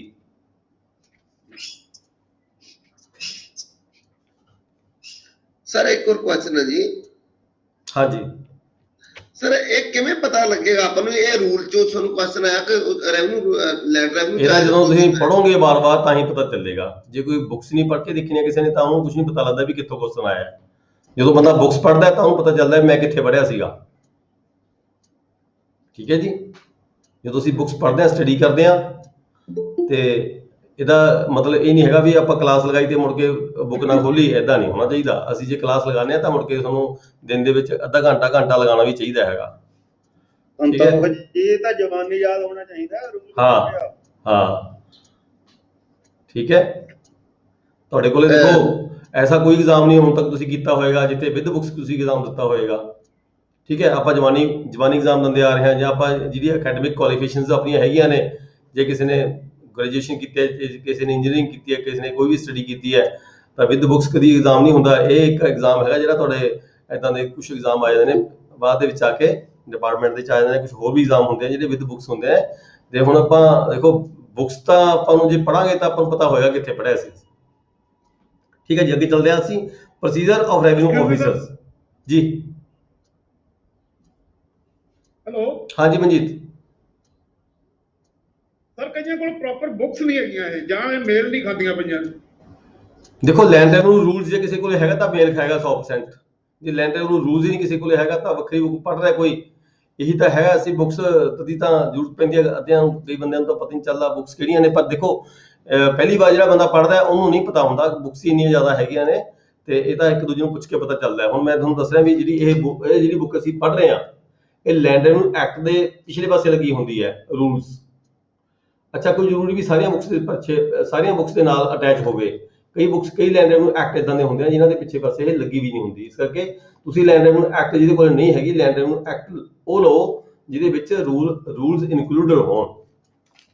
ਸਰ ਮਨਜੀਤ ਤੋਂ ਸਾਰੇ ਪੰਜਾਬ ਦੀਆਂ ਕਿਤਾਬਾਂ ਹੈਗੀਆਂ ਜੀ, ਇਹਨੂੰ ਕਹ ਮੇਰੇ ਤੋਂ ਲੈ ਲਓ ਇੱਕ ਹੋਰ। ਓਕੇ ਸੁਣ ਲਓ, ਠੀਕ ਹੈ ਜੀ। ਹਾਂਜੀ ਚਲੋ ਅੱਗੇ ਅਸੀਂ ਪੜ੍ਹਦੇ ਹਾਂ ਪ੍ਰੋਸੀਜਰ ਆਫ ਰੈਵਨਿਊ ਆਫੀਸਰਸ। ਜਦੋਂ ਰੈਵਨਿਊ ਆਫੀਸਰਸ ਨੇ ਕੰਮ ਕਰਨੇ ਤਾਂ ਕਿਹੜੇ ਕਿਹੜੇ ਪ੍ਰੋਸੀਜਰ ਜਿਹੜੇ ਐਕਟ ਦੇ ਵਿੱਚ ਪ੍ਰੋਵਾਈਡਡ ਨਹੀਂ ਹੁੰਦੇ, ਤਾਂ ਕਿਹੜੇ ਕਿਹੜੇ ਪ੍ਰੋਸੀਜਰ ਨੇ ਜਿੱਥੇ ਅਸੀਂ ਮਤਲਬ ਜਿਹਨਾਂ ਨੂੰ ਫੋਲੋ ਕਰਨਾ ਹੁੰਦਾ ਹੈ ਰੈਵਨਿਊ ਆਫੀਸਰਸ ਨੇ। ਜਿਵੇਂ ਰੈਵਨਿਊ ਆਫੀਸਰ ਦੀ ਕੋਰਟ ਦੇ ਵਿੱਚ ਕੋਈ ਕੇਸ ਚੱਲ ਰਿਹਾ ਹੈ, may be partition, may be ਕੋਈ ਹੋਰ ਕੇਸ ਚੱਲ ਰਿਹਾ as a AC first grade ਜਾਂ AC ਸੈਕੰਡ ਗ੍ਰੇਡ ਕੋਈ ਕੇਸ ਚੱਲ ਰਿਹਾ, ਤਾਂ ਉਹਦੀ ਪ੍ਰੋਸੀਡਿੰਗ ਕਿਵੇਂ ਕਰਨੀ ਹੈ। ਪ੍ਰੋਸੀਡਿੰਗ ਦੇ ਵਿੱਚ ਕਿਹੜੀਆਂ ਕਿਹੜੀਆਂ ਗੱਲਾਂ ਦਾ ਧਿਆਨ ਰੱਖਿਆ ਜਾਣਾ ਰੈਵਨਿਊ ਆਫੀਸਰਸ ਵੱਲੋਂ। The statements and the pleadings made by or on behalf of the parties to the revenue officer proceedings, oral or written, shall be in brief। ਜਦੋਂ ਰੈਵਨਿਊ ਕੋਰਟ ਦੇ ਵਿੱਚ ਕਿਸੇ ਪਾਰਟੀ ਵੱਲੋਂ ਕੋਈ ਸਟੇਟਮੈਂਟ ਦਿੱਤੀ ਜਾਂਦੀ ਹੈ ਜਾਂ ਪਾਰਟੀ ਦੇ ਕਿਸੇ ਵਿਟਨੈਸ ਵੱਲੋਂ ਕੋਈ ਸਟੇਟਮੈਂਟ ਦਿੱਤੀ ਜਾਂਦੀ ਹੈ, ਤਾਂ ਉਸ ਨੂੰ ਆਰਗੂਮੈਂਟਲ ਦੇ ਤੌਰ ਤੇ ਨਹੀਂ ਅਸੀਂ ਲਿਖਣਾ ਹੁੰਦਾ, ਉਸ ਨੂੰ ਬਹੁਤ ਸ਼ਾਰਟ ਦੇ ਵਿੱਚ, ਬਹੁਤ ਬਰੀਫ ਦੇ ਵਿੱਚ ਰੈਵਨਿਊ ਆਫੀਸਰ ਵੱਲੋਂ ਨੋਟ ਕੀਤਾ ਜਾਂਦਾ ਹੈ। As brief as the nature of the case admits and shall not be argumentative ਨਹੀਂ ਹੋਣੀ ਚਾਹੀਦੀ, ਬਹੁਤ ਜ਼ਿਆਦਾ ਲੰਮੀ ਚੌੜੀ ਜਿਹੜੀ ਸਟੇਟਮੈਂਟ ਹੈ ਕਿਸੇ ਵਿਅਕਤੀ ਦੀ ਉਹ ਨਹੀਂ ਹੋਣੀ ਚਾਹੀਦੀ। ਸ਼ਾਰਟ ਦੇ ਵਿੱਚ ਲਿਖਿਆ ਹੋਇਆ ਹੁੰਦਾ ਵੀ ਇਹ ਕੀ ਕਹਿਣਾ ਚਾਹੁੰਦਾ ਹੈ, ਬਸ ਇੰਨਾ ਕੁ ਹੋਣਾ ਚਾਹੀਦਾ ਹੈ। ਤੇ ਫੈਕਟਸ ਉਹਦੇ ਵਿੱਚ ਫੈਕਟਸ ਵਿੱਚ ਆ ਜਾਣ ਸਾਰੇ, ਵਿੱਚ party by whom or on whose behalf the statement of pleading is made believes to be material to the case। Case ਦੇ ਨਾਲ ਸੰਬੰਧਿਤ ਹੋਵੇ, ਐਵੇਂ ਫਾਲਤੂ ਦੀ ਕੁਝ ਹੋਰ ਸਟੇਟਮੈਂਟ ਲਿਖਣ ਦੀ ਕੋਈ ਲੋੜ ਨਹੀਂ ਹੁੰਦੀ। ਜਿਹੜਾ ਕੇਸ ਤੁਹਾਡੇ ਕੋਲ ਪੈਂਡਿੰਗ ਹੈਗਾ, ਜੇ ਉਹਦੇ ਸੰਬੰਧ 'ਚ ਕੋਈ ਪਾਰਟੀ ਤੁਹਾਨੂੰ ਕੋਈ ਕੁਝ ਕਹਿਣਾ ਚਾਹੁੰਦੀ ਹੈ, ਸ਼ਾਰਟ ਦੇ ਵਿੱਚ 10 ਲਾਈਨਾਂ ਕਹੀ ਹੈ, ਤੁਸੀਂ 2 ਲਾਈਨਾਂ ਦੇ ਵਿੱਚ ਤੁਸੀਂ ਜਿਹੜੀ ਹੈਗੀ ਹੈ ਬਰੀਫ ਹਿਸਟਰੀ ਤੁਸੀਂ ਉਹਦੀ ਨੋਟ ਕਰ ਲਓ, ਸਟੇਟਮੈਂਟ ਨੋਟ ਕਰੋਗੇ। He will be able to prove, ਜੋ ਵੀ ਉਹ ਕੁਝ ਕਹਿਣਾ ਚਾਹੁੰਦਾ ਹੈ ਜਿਹੜਾ ਸਟੇਟਮੈਂਟ ਦੇਣ ਵਾਲਾ ਵਿਅਕਤੀ ਹੈ ਉਹਦੀ ਸਮਰੱਥਾ ਹੋਵੇ ਵੀ ਉਸ ਨੂੰ ਜੋ ਕੁਝ ਕਿਹਾ ਉਸ ਨੂੰ ਪ੍ਰੂਵ ਕਰ ਵੀ ਸਕਦਾ ਹੋਵੇ। ਠੀਕ ਹੈ। ਨੈਕਸਟ ਕੀ ਹੈ, ਵੈਰੀਫਿਕੇਸ਼ਨ ਆਫ ਦਾ ਐਪਲੀਕੇਸ਼ਨ। ਜਦੋਂ ਕੋਈ ਅਰਜੀ ਕਿਸੇ ਵੀ ਰੈਵਨਿਊ ਕੋਰਟ ਦੇ ਵਿੱਚ ਕੋਈ ਵਿਅਕਤੀ ਵੱਲੋਂ ਦਿੱਤੀ ਜਾਂਦੀ ਹੈ ਤਾਂ ਐਪਲੀਕੇਸ਼ਨ ਦੇ ਨੀਚੇ ਵੈਰੀਫਿਕੇਸ਼ਨ ਹੁੰਦੀ ਹੈ। ਜਦੋਂ ਆਪਾਂ ਦੇਖਦੇ ਹਾਂ ਕੋਈ ਹਲਫੇ ਬਿਆਨ ਹੁੰਦਾ ਹੈ, ਹਲਫੇ ਬਿਆਨ ਦੇ ਪਿੱਛੇ ਥੱਲੇ ਉਹ ਹੁੰਦੀ ਹੈ ਡੈਕਲੇਰੇਸ਼ਨ ਹੁੰਦੀ ਹੈ। ਇਸ ਤਰ੍ਹਾਂ ਹੀ ਕੋਈ ਵੀ ਅਰਜੀ ਕੋਈ ਵਿਅਕਤੀ ਦਿੰਦਾ ਹੈ ਰੈਵਨਿਊ ਕੋਰਟ ਦੇ ਵਿੱਚ ਤਾਂ ਉਹਦੇ ਨੀਚੇ ਜਿਹੜੀ ਹੈਗੀ ਹੈ ਵੈਰੀਫਿਕੇਸ਼ਨ ਦੇਵੇਗਾ। Every written application or statement filed by a party to a revenue proceeding shall be drawn up and verified in the manner provided by the civil procedure code। ਜਿਵੇਂ CPC ਦੇ ਵਿੱਚ ਦੱਸਿਆ ਗਿਆ, ਜਦੋਂ ਕੋਈ ਰਿਟਨ ਸਟੇਟਮੈਂਟ ਦਿੱਤੀ ਜਾਂਦੀ ਹੈ, ਕੋਈ ਐਪਲੀਕੇਸ਼ਨ ਕੋਈ ਸੂਟ ਫਾਈਲ ਕਰਦਾ ਹੈ, ਉਹਦੀ ਰਿਟਨ ਸਟੇਟਮੈਂਟ ਸਿਵਲ ਕੋਰਟ ਦੇ ਵਿੱਚ ਫਾਈਲ ਕੀਤੀ ਜਾਂਦੀ ਹੈ, ਤਾਂ ਥੱਲੇ ਵੈਰੀਫਿਕੇਸ਼ਨ ਦਿੱਤੀ ਜਾਂਦੀ ਹੈ। ਵੈਰੀਫਿਕੇਸ਼ਨ ਇੰਪੋਰਟੈਂਟ ਪਾਰਟ ਹੈ ਕਿਉਂਕਿ ਜੋ ਕੁਛ ਉੱਪਰ ਦਿੱਤਾ ਗਿਆ ਉਹ ਸਾਰਾ ਥੱਲੇ ਆ ਕੇ ਵੈਰੀਫਾਈ ਕੀਤਾ ਜਾਂਦਾ ਵੀ ਹਾਂ ਮੈਨੂੰ ਨੌਲੇਜ ਹੈਗੀ ਹੈ। ਦਾ ਸਟੇਟਮੈਂਟਸ ਜਿਵੇਂ ਲਿਖਿਆ ਜਾਂਦਾ ਦਾ statements made in the application are correct to the best of my knowledge and believe nothing has been concealed therein। ਠੀਕ ਹੈ, ਉਹਦੀ ਸਾਰੀ ਰਿਸਪੌਂਸਿਬਿਲਿਟੀ ਬਣ ਜਾਂਦੀ ਹੈ ਐਪਲੀਕੇਸ਼ਨ ਦੇਣ ਵਾਲੇ ਦੀ ਜਦੋਂ ਥੱਲੇ ਆ ਕੇ ਵੈਰੀਫਿਕੇਸ਼ਨ ਦੇ ਜਾਂਦਾ ਹੈ। the contents of the application given above are correct to the best of my knowledge and nothing has been concealed therein। ਇਹ ਵੈਰੀਫਿਕੇਸ਼ਨ ਜਿਹੜੀ ਦਿੱਤੀ ਜਾਂਦੀ ਹੈ ਇਹ ਜ਼ਰੂਰੀ ਹੁੰਦੀ ਹੈ। Just it is a declaration, ਇੱਕ ਤਰ੍ਹਾਂ ਦਾ ਹਲਫੇ ਬਿਆਨ ਦੀ ਤਰ੍ਹਾਂ ਮੰਨਿਆ ਜਾਂਦਾ ਹੈਗਾ ਜਦੋਂ ਕੋਈ ਬੰਦਾ ਵਿਅਕਤੀ ਐਪਲੀਕੇਸ਼ਨ ਦਿੰਦਾ ਹੈ। ਨਹੀਂ ਤਾਂ ਇਹ ਕਹਿ ਸਕਦਾ ਹੈ ਇਹ ਤਾਂ ਜੀ ਲਿਖ ਦਿੱਤਾ ਜੀ, ਮੈਨੂੰ ਤਾਂ ਪਤਾ ਨਹੀਂ ਸੀ, ਮੈਨੂੰ ਤਾਂ ਪਤਾ ਨਹੀਂ, ਇਹਦੀ ਜਾਣਕਾਰੀ ਨਹੀਂ ਹੈਗੀ। ਜਸਟ ਥੱਲੇ ਤਾਂ ਹੀ 3 ਲਾਈਨਾਂ ਦੇ ਵਿੱਚ ਜਿਹੜੀ ਐਫੀਡੇਵਿਟ ਬਣਾਇਆ ਜਾਂਦਾ ਹੈ ਜਸਟ ਤਾਂ ਕਿ ਕੱਲ ਨੂੰ ਕੋਈ ਮੁੱਕਰ ਨਾ ਸਕੇ। ਅੱਗੇ ਅਸੀਂ ਪੜਾਂਗੇ rule 35 proceedings not to await on the death or marriage of the party। ਇਹ ਕਹਿੰਦਾ ਕੋਈ ਪ੍ਰੋਸੀਡਿੰਗ ਤੁਹਾਡੇ ਕੋਲ ਚੱਲ ਰਹੀ ਹੈ, ਕੋਈ ਪਾਰਟੀਸ਼ਨ ਦਾ ਕੇਸ ਚੱਲ ਰਿਹਾ ਹੈ, ਠੀਕ ਹੈ, ਜੇ ਕਿਸੇ ਪਾਰਟੀ ਦੀ ਡੈਥ ਹੋ ਗਈ ਤਾਂ ਉਹਦਾ ਮਤਲਬ ਇਹ ਨਹੀਂ ਹੈਗਾ ਵੀ ਜਿਹੜਾ ਕੇਸ ਹੈ ਬੰਦ ਹੋ ਜਾਏਗਾ। ਉਹਦੇ ਜਿਹੜੇ ਲੀਗਲ ਹੇਅਰਸ ਨੇ ਉਹਨਾਂ ਨੂੰ ਅਸੀਂ ਫਰਦਰ ਜਿਹੜਾ ਹੈਗਾ ਪਾਰਟੀ ਬਣਾਇਆ ਜਾਏਗਾ। ਇਸੇ ਤਰ੍ਹਾਂ ਜੇਕਰ ਕਿਸੇ ਕੋਈ ਲੜਕੀ ਵੱਲੋਂ ਕੇਸ ਫਾਈਲ ਕੀਤਾ ਗਿਆ ਜਾਂ ਲੜਕੀ ਦੇ ਅਗੇਂਸਟ ਕੇਸ ਫਾਈਲ ਹੋਇਆ ਹੋਇਆ ਹੈ, ਲੜਕੀ ਦੀ ਮੈਰਿਜ ਹੋ ਜਾਂਦੀ ਹੈ ਤਾਂ ਮੈਰਿਜ ਦੇ ਬੇਸ ਤੇ ਜਿਹੜਾ ਕੇਸ ਹੈ ਉਹ ਵਿਡਰਾਅ ਨਹੀਂ ਹੋ ਜਾਂਦਾ। ਜਿਹੜਾ ਉਹ ਲੜਕੀ ਦੇ ਜਿਹੜੇ ਫਰਦਰ ਉਹਦੇ ਪ੍ਰੋਪਰਟੀ ਦੇ ਜਿਹੜੇ ਇੰਟਾਈਟਲਸ ਹੁੰਦੇ ਆ ਉਹਨਾਂ ਨੂੰ ਅੱਗੇ ਪਾਰਟੀ ਬਣਾਇਆ ਜਾਂਦਾ ਹੈ। ਠੀਕ ਹੈ ਜੀ, ਨੈਕਸਟ ਅਸੀਂ ਪੜਾਂਗੇ ਰੂਲ 36 ਇਨ ਫਿਕਸਿੰਗ ਡੇਟਸ। ਦੇਖੋ ਕੋਈ ਕੇਸ ਚੱਲ ਰਿਹਾ ਤੁਹਾਡੇ ਕੋਲ, ਪਾਰਟੀਸ਼ਨ ਕੇਸ ਚੱਲ ਰਿਹਾ, ਮੰਨ ਲਓ ਸਪੋਜ਼ ਜ਼ਿਆਦਾਤਰ ਹੁਣ ਕੇਸ ਜਿਹੜੇ ਹੈਗੇ ਨੇ ਰੈਵਨਿਊ ਆਫੀਸਰ ਦੀ ਕੋਰਟ ਦੇ ਵਿੱਚ ਜ਼ਿਆਦਾਤਰ ਪਾਰਟੀਸ਼ਨ ਦੇ ਕੇਸ ਚੱਲ ਰਹੇ ਨੇ। ਇਹ ਜਿਵੇਂ ਸਿਵਲ ਕੋਰਟ ਦੇ ਵਿੱਚ ਤੁਹਾਡੇ ਕੋਲੇ ਐਡਜਰਨਮੈਂਟਸ ਹੁੰਦੀਆਂ ਨੇ, ਅੱਜ ਕੇਸ ਕਿਹੜੇ ਲੈਵਲ ਤੇ ਚੱਲ ਰਿਹਾ ਹੈ, ਅੱਜ ਸੁਣਵਾਈ ਕਿਹਦੀ ਹੋਣੀ ਹੈ, ਪਾਰਟੀ ਜਿਹੜੀ ਪਲੈਂਟਿਵ ਪਾਰਟੀ ਦਾ ਜਿਹੜੇ ਪੱਖ ਪੇਸ਼ ਕੀਤੇ ਜਾਣੇ ਨੇ ਜਾਂ ਡਿਫੈਂਡੈਂਟ ਪਾਰਟੀ ਕੋਲੋਂ ਪੱਖ ਪੇਸ਼ ਕੀਤੇ ਜਾਣੇ ਨੇ ਜਾਂ ਆਬਜੈਕਸ਼ਨ ਦਿੱਤੇ ਜਾਣੇ ਨੇ, ਕਿਹੜੀ ਪਾਰਟੀ ਵੱਲੋਂ ਦਿੱਤੇ ਜਾਣੇ ਨੇ, ਜਾਂ ਦੂਜੀ ਪਾਰਟੀ ਨੇ ਕੋਈ ਐਪਲੀਕੇਸ਼ਨ ਦਿੱਤੀ ਹੈ ਉਹਦੀ ਰਿਪਲਾਈ ਦੇਣੀ ਹੈ। ਠੀਕ ਹੈ, ਤੇ ਇਸ ਤਰੀਕੇ ਜਿਹੜੀਆਂ ਡੇਟਸ ਨੇ ਫਿਕਸ ਕੀਤੀਆਂ ਜਾਂਦੀਆਂ ਨੇ ਰੈਵਨਿਊ ਕੋਰਟ ਵੱਲੋਂ। Revenue officers to follow procedure of the revenue courts in fixing the dates for the hearing of the parties and their witnesses। ਪਾਰਟੀਆਂ ਨੂੰ ਸੁਣਨ ਦੇ ਲਈ ਤੇ ਉਹਨਾਂ ਦੇ ਗਵਾਹਾਂ ਨੂੰ ਸੁਣਨ ਦੇ ਲਈ ਜਿਹੜੀਆਂ ਡੇਟਸ ਨੇ ਫਿਕਸ ਕੀਤੀਆਂ ਜਾਣਗੀਆਂ। ਅਡਜਰਨਿੰਗ ਪ੍ਰੋਸੀਡਿੰਗਸ, ਜੇ ਕੋਈ ਜਿਹੜਾ ਕੇਸ ਹੈ ਉਹਨੂੰ ਅਡਜਰਨ ਕਰਨਾ ਪੈ ਜੇ ਤਾਂ ਉਹਨੂੰ ਉਹਦੀ ਅਡਜਰਨਮੈਂਟ ਵੀ ਕੀਤੀ ਜਾਵੇਗੀ। And in dismissing application on default or for other sufficient reasons, ਜੇ ਪਾਰਟੀਆਂ ਕੋਈ ਐਪਲੀਕੇਸ਼ਨ ਤਾਂ ਫਾਈਲ ਕਰ ਗਈਆਂ, ਸੂਟ ਫਾਈਲ ਕਰ ਗਈਆਂ, ਮੁੜ ਕੇ 6 ਮਹੀਨੇ ਲੰਘ ਗਏ, ਮੰਨ ਲਓ ਪਤਾ ਨਹੀਂ ਤੁਹਾਨੂੰ ਦਿੰਦੀਆਂ, ਐਡਰੈਸ ਨਹੀਂ ਦਿੰਦੀਆਂ, ਤੁਸੀਂ ਸਮਨਿੰਗ ਕਰਨੀ ਹੈ, ਤੁਹਾਡਾ ਕੇਸ ਪੈਂਡਿੰਗ ਚੱਲਿਆ ਆ ਰਿਹਾ ਹੈ, ਜਿਹੜੀ ਪਾਰਟੀ ਦੇ ਬਰਡਨ ਹੈਗਾ, ਜਿਹਨੇ ਕੋਈ ਨਾਮ ਪਤੇ ਦੇਣੇ ਨੇ ਜਾਂ ਕੋਈ ਹੋਰ ਉਸਨੇ ਕੋਈ ਇਨਫੋਰਮੇਸ਼ਨ ਦੇਣੀ ਹੈ ਰੈਵਨਿਊ ਕੋਰਟ ਦੇ ਵਿੱਚ, ਉਹ ਨਹੀਂ ਦਿੰਦੀ ਪਾਰਟੀ, ਤਾਂ ਜਿਹੜਾ ਕੇਸ ਹੈਗਾ ਉਹ ਮਤਲਬ ਕਿ ਪੂਰੇ ਮੌਕੇ ਦੇਣ ਤੋਂ ਬਾਅਦ ਜਿਹੜਾ ਕੇਸ ਹੈਗਾ ਤੁਸੀਂ ਉਹਨੂੰ ਡੀਆਈਡੀ ਵੀ ਕੀਤਾ ਜਾ ਸਕਦਾ ਹੈ, ਡਿਸਮਿਸ ਵੀ ਕੀਤਾ ਜਾ ਸਕਦਾ ਹੈ, ਡਿਸਮਿਸ ਇਨ ਡਿਫਾਲਟ ਜਿਹਨੂੰ ਆਪਾਂ ਕਹਿ ਦਿੰਦੇ ਆ। ਪਰ ਬਿਨਾਂ ਮਤਲਬ ਤੋਂ ਇੱਕ ਪਾਰਟੀ ਇੱਕ ਵਾਰੀ ਹਾਜ਼ਰ ਨਹੀਂ ਆਈ ਹੈਗੀ ਤਾਂ ਚੱਕ ਕੇ ਡੀਆਈਡੀ ਕਰਦੀ ਹੈ ਕਿਸੇ ਦੇ ਕਹਿਣ ਤੇ, ਦੂਜੀ ਪਾਰਟੀ ਦੇ ਕਹਿਣ ਤੇ ਵੀ ਤਾਂ ਜੀ ਪੈਰਵਾਈ ਨਹੀਂ ਕਰਦੇ, ਕੇਸ ਡਿਸਮਿਸ ਕਰ ਦਿਓ ਜੀ। ਇੱਦਾਂ ਕੇਸ ਨੂੰ ਬਿਨਾਂ ਵਜ੍ਹਾ ਤੋਂ ਡਿਸਮਿਸ ਨਹੀਂ ਕਰਨਾ ਚਾਹੀਦਾ, ਕਿਉਂਕਿ ਫਿਰ ਦੁਬਾਰਾ ਰੀਸਟੋਰ ਕਰਨਾ ਪੈਂਦਾ, એનર્ਜੀ ਕੋਰਟ ਦੀ ਵੇਸਟ ਹੁੰਦੀ ਹੈ ਬਿਨਾਂ ਮਤਲਬ ਤੋਂ। ਠੀਕ ਹੈ, and ਡਿਸਮਿਸਿੰਗ application on default or for other sufficient reasons ਕੋਈ ਵੀ ਹੋ ਸਕਦਾ ਹੈ। A revenue officer will, so far as the nature of the case may require or permit, be guided generally by the principles of the procedure for the time being in force in the revenue court। ਜੋ revenue court ਦਾ ਜਿਹੜਾ procedure ਹੈ ਉਹਨੂੰ proper ਤਰੀਕੇ ਨਾਲ follow ਕਰਨਾ ਹੁੰਦਾ, just civil court ਦੀ ਤਰ੍ਹਾਂ। ਠੀਕ ਹੈ, ਉਹਦੀਆਂ ਐਡਜਰਨਮੈਂਟਸ ਦਿੱਤੀਆਂ ਜਾਂਦੀਆਂ ਨੇ, ਉਸੇ ਐਡਜਰਨਮੈਂਟ ਦੀ ਤਰੀਕ ਨੂੰ ਹੀ ਦੁਬਾਰਾ ਕੇਸ ਦੀ ਸੁਣਵਾਈ ਹੁੰਦੀ ਹੈ। ਠੀਕ ਹੈ ਜੀ, ਨੈਕਸਟ ਹੈਗਾ ਜੀ ਰੂਲ 37 ਕਮਿਸ਼ਨਸ ਕੀ ਹੁੰਦੇ ਨੇ? ਕਮਿਸ਼ਨ ਸਿਵਲ ਕੋਰਟਾਂ ਵੀ ਨਿਯੁਕਤ ਕਰਦੀਆਂ ਨੇ ਤੇ ਕਮਿਸ਼ਨ ਰੈਵਨਿਊ ਕੋਰਟਾਂ ਵੱਲੋਂ ਵੀ ਨਿਯੁਕਤ ਕੀਤਾ ਜਾਂਦਾ ਹੈ। ਕਮਿਸ਼ਨ ਜਿਹੜੀਆਂ ਰੈਵਨਿਊ ਦੀਆਂ ਹਾਇਰ ਕੋਰਟਾਂ ਹੁੰਦੀਆਂ ਨੇ ਉਹ ਵੀ ਰੈਵਨਿਊ ਆਫੀਸਰ ਨੂੰ ਵੀ ਕਮਿਸ਼ਨ ਨਿਯੁਕਤ ਕਰ ਦਿੰਦੀਆਂ ਨੇ। ਸਿਵਲ ਕੋਰਟਾਂ ਜਿਹੜਾ ਕਾਨੂੰਗੋ ਹਲਕਾ ਨੂੰ ਵੀ, ਪਟਵਾਰੀ ਤਹਿਸੀਲਦਾਰ ਨੂੰ ਵੀ, ਰੈਵਨਿਊ ਨਾਇਬ ਤਹਿਸੀਲਦਾਰ ਨੂੰ ਵੀ ਜਿਹੜੇ ਕਮਿਸ਼ਨ ਨਿਯੁਕਤ ਕਰ ਦਿੰਦੀਆਂ ਨੇ। ਕਮਿਸ਼ਨ ਨਿਯੁਕਤ ਕਦੋਂ ਕੀਤਾ ਜਾਂਦਾ ਹੈ? ਜਦੋਂ ਕਿਸੇ ਕੋਰਟ ਨੂੰ ਕਿਸੇ ਨਿਚਲੇ ਲੈਵਲ ਤੇ ਜਾਂ ਮਤਲਬ ਕਿ ਮੌਕੇ ਤੇ ਜਾ ਕੇ ਕੋਈ ਰਿਪੋਰਟ ਦੀ ਜ਼ਰੂਰਤ ਪੈ ਜਾਂਦੀ ਹੈ, ਜਿਵੇਂ ਕੋਈ ਨਿਸ਼ਾਨਦੇਹੀ ਦੀ ਰਿਪੋਰਟ ਲੋੜ ਪੈ ਜਾਂਦੀ ਹੈ, ਦੋ ਪਾਰਟੀਆਂ ਦਾ ਕੋਈ ਡਿਸਪਿਊਟ ਚੱਲਦਾ ਕਿਸੇ ਕੋਰਟ ਦੇ ਵਿੱਚ ਤੇ ਉਹਦੇ ਸੰਬੰਧ ਵਿੱਚ ਕੋਈ ਜਾਣਕਾਰੀ ਦੇ ਲਈ, ਕਿਸੇ ਇਨਫੋਰਮੇਸ਼ਨ ਦੇ ਲਈ ਕਿਸੇ ਉੱਪਰਲੀ ਕੋਰਟ ਨੂੰ ਜ਼ਰੂਰਤ ਪੈ ਜਾਂਦੀ ਹੈ, ਤਾਂ ਉਹ ਕਿਸੇ ਨੂੰ ਕਮਿਸ਼ਨ, ਕਿਸੇ ਵਕੀਲ ਨੂੰ ਵੀ ਕਮਿਸ਼ਨ ਕਰਕੇ ਭੇਜਿਆ ਜਾ ਸਕਦਾ ਹੈ। ਠੀਕ ਹੈ, ਇਹ ਕਮਿਸ਼ਨ ਦੀ ਨਿਯੁਕਤੀ ਦੇ ਸੰਬੰਧ ਵਿੱਚ ਹੈਗਾ ਦ ਪ੍ਰੋਵੀਜ਼ਨਸ ਆਫ ਸੈਕਸ਼ਨ 75 to 78 ਜਿਹੜਾ ਹੈਗਾ ਸੀਪੀਸੀ 1908 ਆਪਾਂ ਨਾਲ ਪੜਾਂਗੇ, ਹੁਣ ਸਾਡੇ ਪੜਾਂਗੇ ਇਸ ਨੂੰ। ਸੀਪੀਸੀ 1908 ਦੇ ਵਿੱਚ ਜਿਹੜੀਆਂ ਪ੍ਰੋਵੀਜ਼ਨਸ ਹੈਗੀਆਂ ਨੇ ਕਮਿਸ਼ਨ ਨਿਯੁਕਤ ਕਰਨ ਦੀਆਂ 75 ਤੋਂ ਲੈ ਕੇ 78 ਤੱਕ ਜਿਹੜੀਆਂ ਹੈਗੀਆਂ ਨੇ ਸੈਕਸ਼ਨਸ ਹੈਗੀਆਂ ਨੇ, ਉਹਦੇ ਅਕੋਰਡਿੰਗ ਜਿਹੜਾ ਹੈਗਾ ਉਹਦਾ ਸ਼ਡਿਊਲ 1 ਵੀ ਹੈਗਾ ਆਰਡਰ 26 ਦੇ ਵਿੱਚ, ਉਹਦੇ ਅਕੋਰਡਿੰਗ ਜਿਹੜਾ ਕਮਿਸ਼ਨ ਨਿਯੁਕਤ ਕੀਤਾ ਜਾਂਦਾ ਹੈ, ਚਾਹੇ ਰੈਵਨਿਊ ਕੋਰਟ ਨੇ ਕਰਨਾ ਹੋਵੇ ਚਾਹੇ ਸਿਵਲ ਕੋਰਟ ਨੇ ਕਰਨਾ ਹੋਵੇ। Next to the set. ਠੀਕ ਹੈ ਜੀ, ਨੈਕਸਟ ਅਸੀਂ ਪੜਾਂਗੇ ਐਕਸਪੈਂਸਿਸ ਆਫ ਦਾ ਵਿਟਨੈਸ। ਦੇਖੋ ਜਿਵੇਂ ਸਿਵਲ ਕੋਰਟਾਂ 'ਚ ਅਸੀਂ ਜਾਂਦੇ ਹਾਂ, ਸਾਡੇ ਆਫੀਸ਼ੀਅਲ, ਸਾਡੇ ਪਟਵਾਰੀ ਹਲਕਾ, ਕਾਨੂੰਗੋ ਹਲਕਾ ਜਾਂ ਹੋਰ ਕੋਈ ਵੀ ਵਿਅਕਤੀ ਕਿਸੇ ਡਿਪਾਰਟਮੈਂਟ ਦਾ ਕਿਸੇ ਰਿਕਾਰਡ ਨੂੰ ਲੈ ਕੇ ਕਿਸੇ ਦੇ ਸੰਬੰਧ ਵਿੱਚ ਕਿਸੇ ਐਜ਼ ਏ ਵਿਟਨੈਸ ਪੇਸ਼ ਹੁੰਦਾ ਹੈ, ਤਾਂ ਸਿਵਲ ਕੋਰਟਾਂ ਵੱਲੋਂ ਜਿਹੜਾ ਹੈਗਾ ਆਪਣਾ ਉਸਨੂੰ ਖਰਚਾ ਦਿੱਤਾ ਜਾਂਦਾ ਹੈ। ਖਰਚਾ ਭਰਾਇਆ ਕਿਹਦੇ ਵੱਲੋਂ ਜਾਂਦਾ ਹੈ? ਜਿਸ ਵਿਅਕਤੀ ਵੱਲੋਂ ਜਿਹੜਾ ਵਿਟਨੈਸ ਹੈ ਪ੍ਰੋਡਿਊਸ ਕੀਤਾ ਜਾਂਦਾ ਹੈ, ਉਸ ਪਾਰਟੀ ਵੱਲੋਂ ਖਰਚਾ ਜਿਹੜਾ ਭਰਾਇਆ ਜਾਂਦਾ ਹੈ। ਇਸੇ ਤਰੀਕੇ ਨਾਲ ਜਿਹੜੀਆਂ ਰੈਵਨਿਊ ਕੋਰਟਾਂ ਹੁੰਦੀਆਂ ਨੇ, ਰੈਵਨਿਊ ਕੋਰਟਾਂ ਕੋਲ ਵੀ ਪਾਵਰ ਹੈਗੀ ਹੈ ਵੀ ਜਿਸ ਵਿਅਕਤੀ ਵੱਲੋਂ ਕੋਈ ਵਿਟਨੈਸ ਜਿਹੜਾ ਹੈਗਾ ਉਹ ਕਰਵਾਇਆ ਜਾਣਾ ਹੈ, ਤਾਂ ਉਸ ਵਿਟਨੈਸ ਦੀ ਖਰਚੇ ਦੇ ਮਕਸਦ ਦੇ ਲਈ ਉਸ ਪਾਰਟੀ ਨੂੰ ਆਰਡਰ ਕੀਤਾ ਜਾਂਦਾ ਵੀ ਤੁਸੀਂ ਇਹਦੀ ਜਿਹੜੀ ਖਰਚਾ ਹੈਗਾ, ਇੰਨਾ ਜਿਹੜਾ ਖਰਚਾ ਬਣਦਾ ਹੈ ਉਹ ਤੁਸੀਂ ਪਹਿਲਾਂ ਕੋਰਟ ਦੇ ਵਿੱਚ ਭਰਵਾਓ, ਤੇ ਫਿਰ ਉਹ ਵਿਟਨੈਸ ਨੂੰ ਬੁਲਾਇਆ ਜਾਂਦਾ ਹੈ। ਵਿਟਨੈਸ ਨੂੰ ਬੁਲਾ ਕੇ ਫਿਰ ਜਿਹੜਾ ਉਹਦੀ ਵਿਟਨੈਸ ਲੈਣ ਤੋਂ ਬਾਅਦ ਜਿਹੜੀ ਉਹਦੀ ਪੇਮੈਂਟ ਹੈਗੀ ਆ ਉਹ ਦਿੱਤੀ ਜਾਂਦੀ ਹੈ। ਇਹ ਕਹਿੰਦਾ ਲਾਈਕ ਅਟੈਂਡੈਂਸ ਇਨ ਸਿਵਲ ਕੋਰਟ। ਜਿਵੇਂ ਕਿ ਸਿਵਲ ਕੋਰਟਾਂ 'ਚ ਕੋਈ ਵਿਅਕਤੀ ਖਰਚਾ ਲੈਣ ਦਾ ਹੱਕਦਾਰ ਹੈ, ਇਸ ਤਰ੍ਹਾਂ ਹੀ ਰੈਵਨਿਊ ਕੋਰਟਾਂ ਦੇ ਵਿੱਚ ਵੀ ਕੋਈ ਵੀ ਵਿਟਨੈਸ ਜਿਹੜਾ ਹੈਗਾ ਉਹ ਖਰਚਾ ਲੈਣ ਦਾ ਹੱਕਦਾਰ ਹੈਗਾ। ਤੇ ਜਿਹੜਾ ਅੱਗੇ 38 ਦੇ ਰੂਲ 2 ਦੇ ਸਬ ਰੂਲ 2 ਦੇ ਵਿੱਚ ਕਿਹਾ ਹੈ the sum so awarded shall be cost in the proceedings. ਇਹ ਜਿਹੜੀ ਪ੍ਰੋਸੀਡਿੰਗ ਦੀ ਕਾਸਟ ਹੁੰਦੀ ਹੈ ਉਹਦੇ ਵਿੱਚ ਜਿਹੜਾ ਇਹ ਵਿਟਨੈਸ ਦਾ ਜਿਹੜਾ ਖਰਚਾ ਹੈਗਾ ਉਹ ਜੋੜਿਆ ਜਾ ਸਕਦਾ ਰੈਵਨਿਊ ਆਫੀਸਰ ਵੱਲੋਂ। ਹਾਂਜੀ ਸਰ ਇਹਦਾ ਜਿਹੜਾ ਖਰਚਾ ਹੈ ਉਹ ਕਿਹੜੇ ਹੈਡ 'ਚ ਜਮ੍ਹਾਂ ਹੁੰਦਾ ਜੀ ਵਿਟਨੈਸ ਦਾ?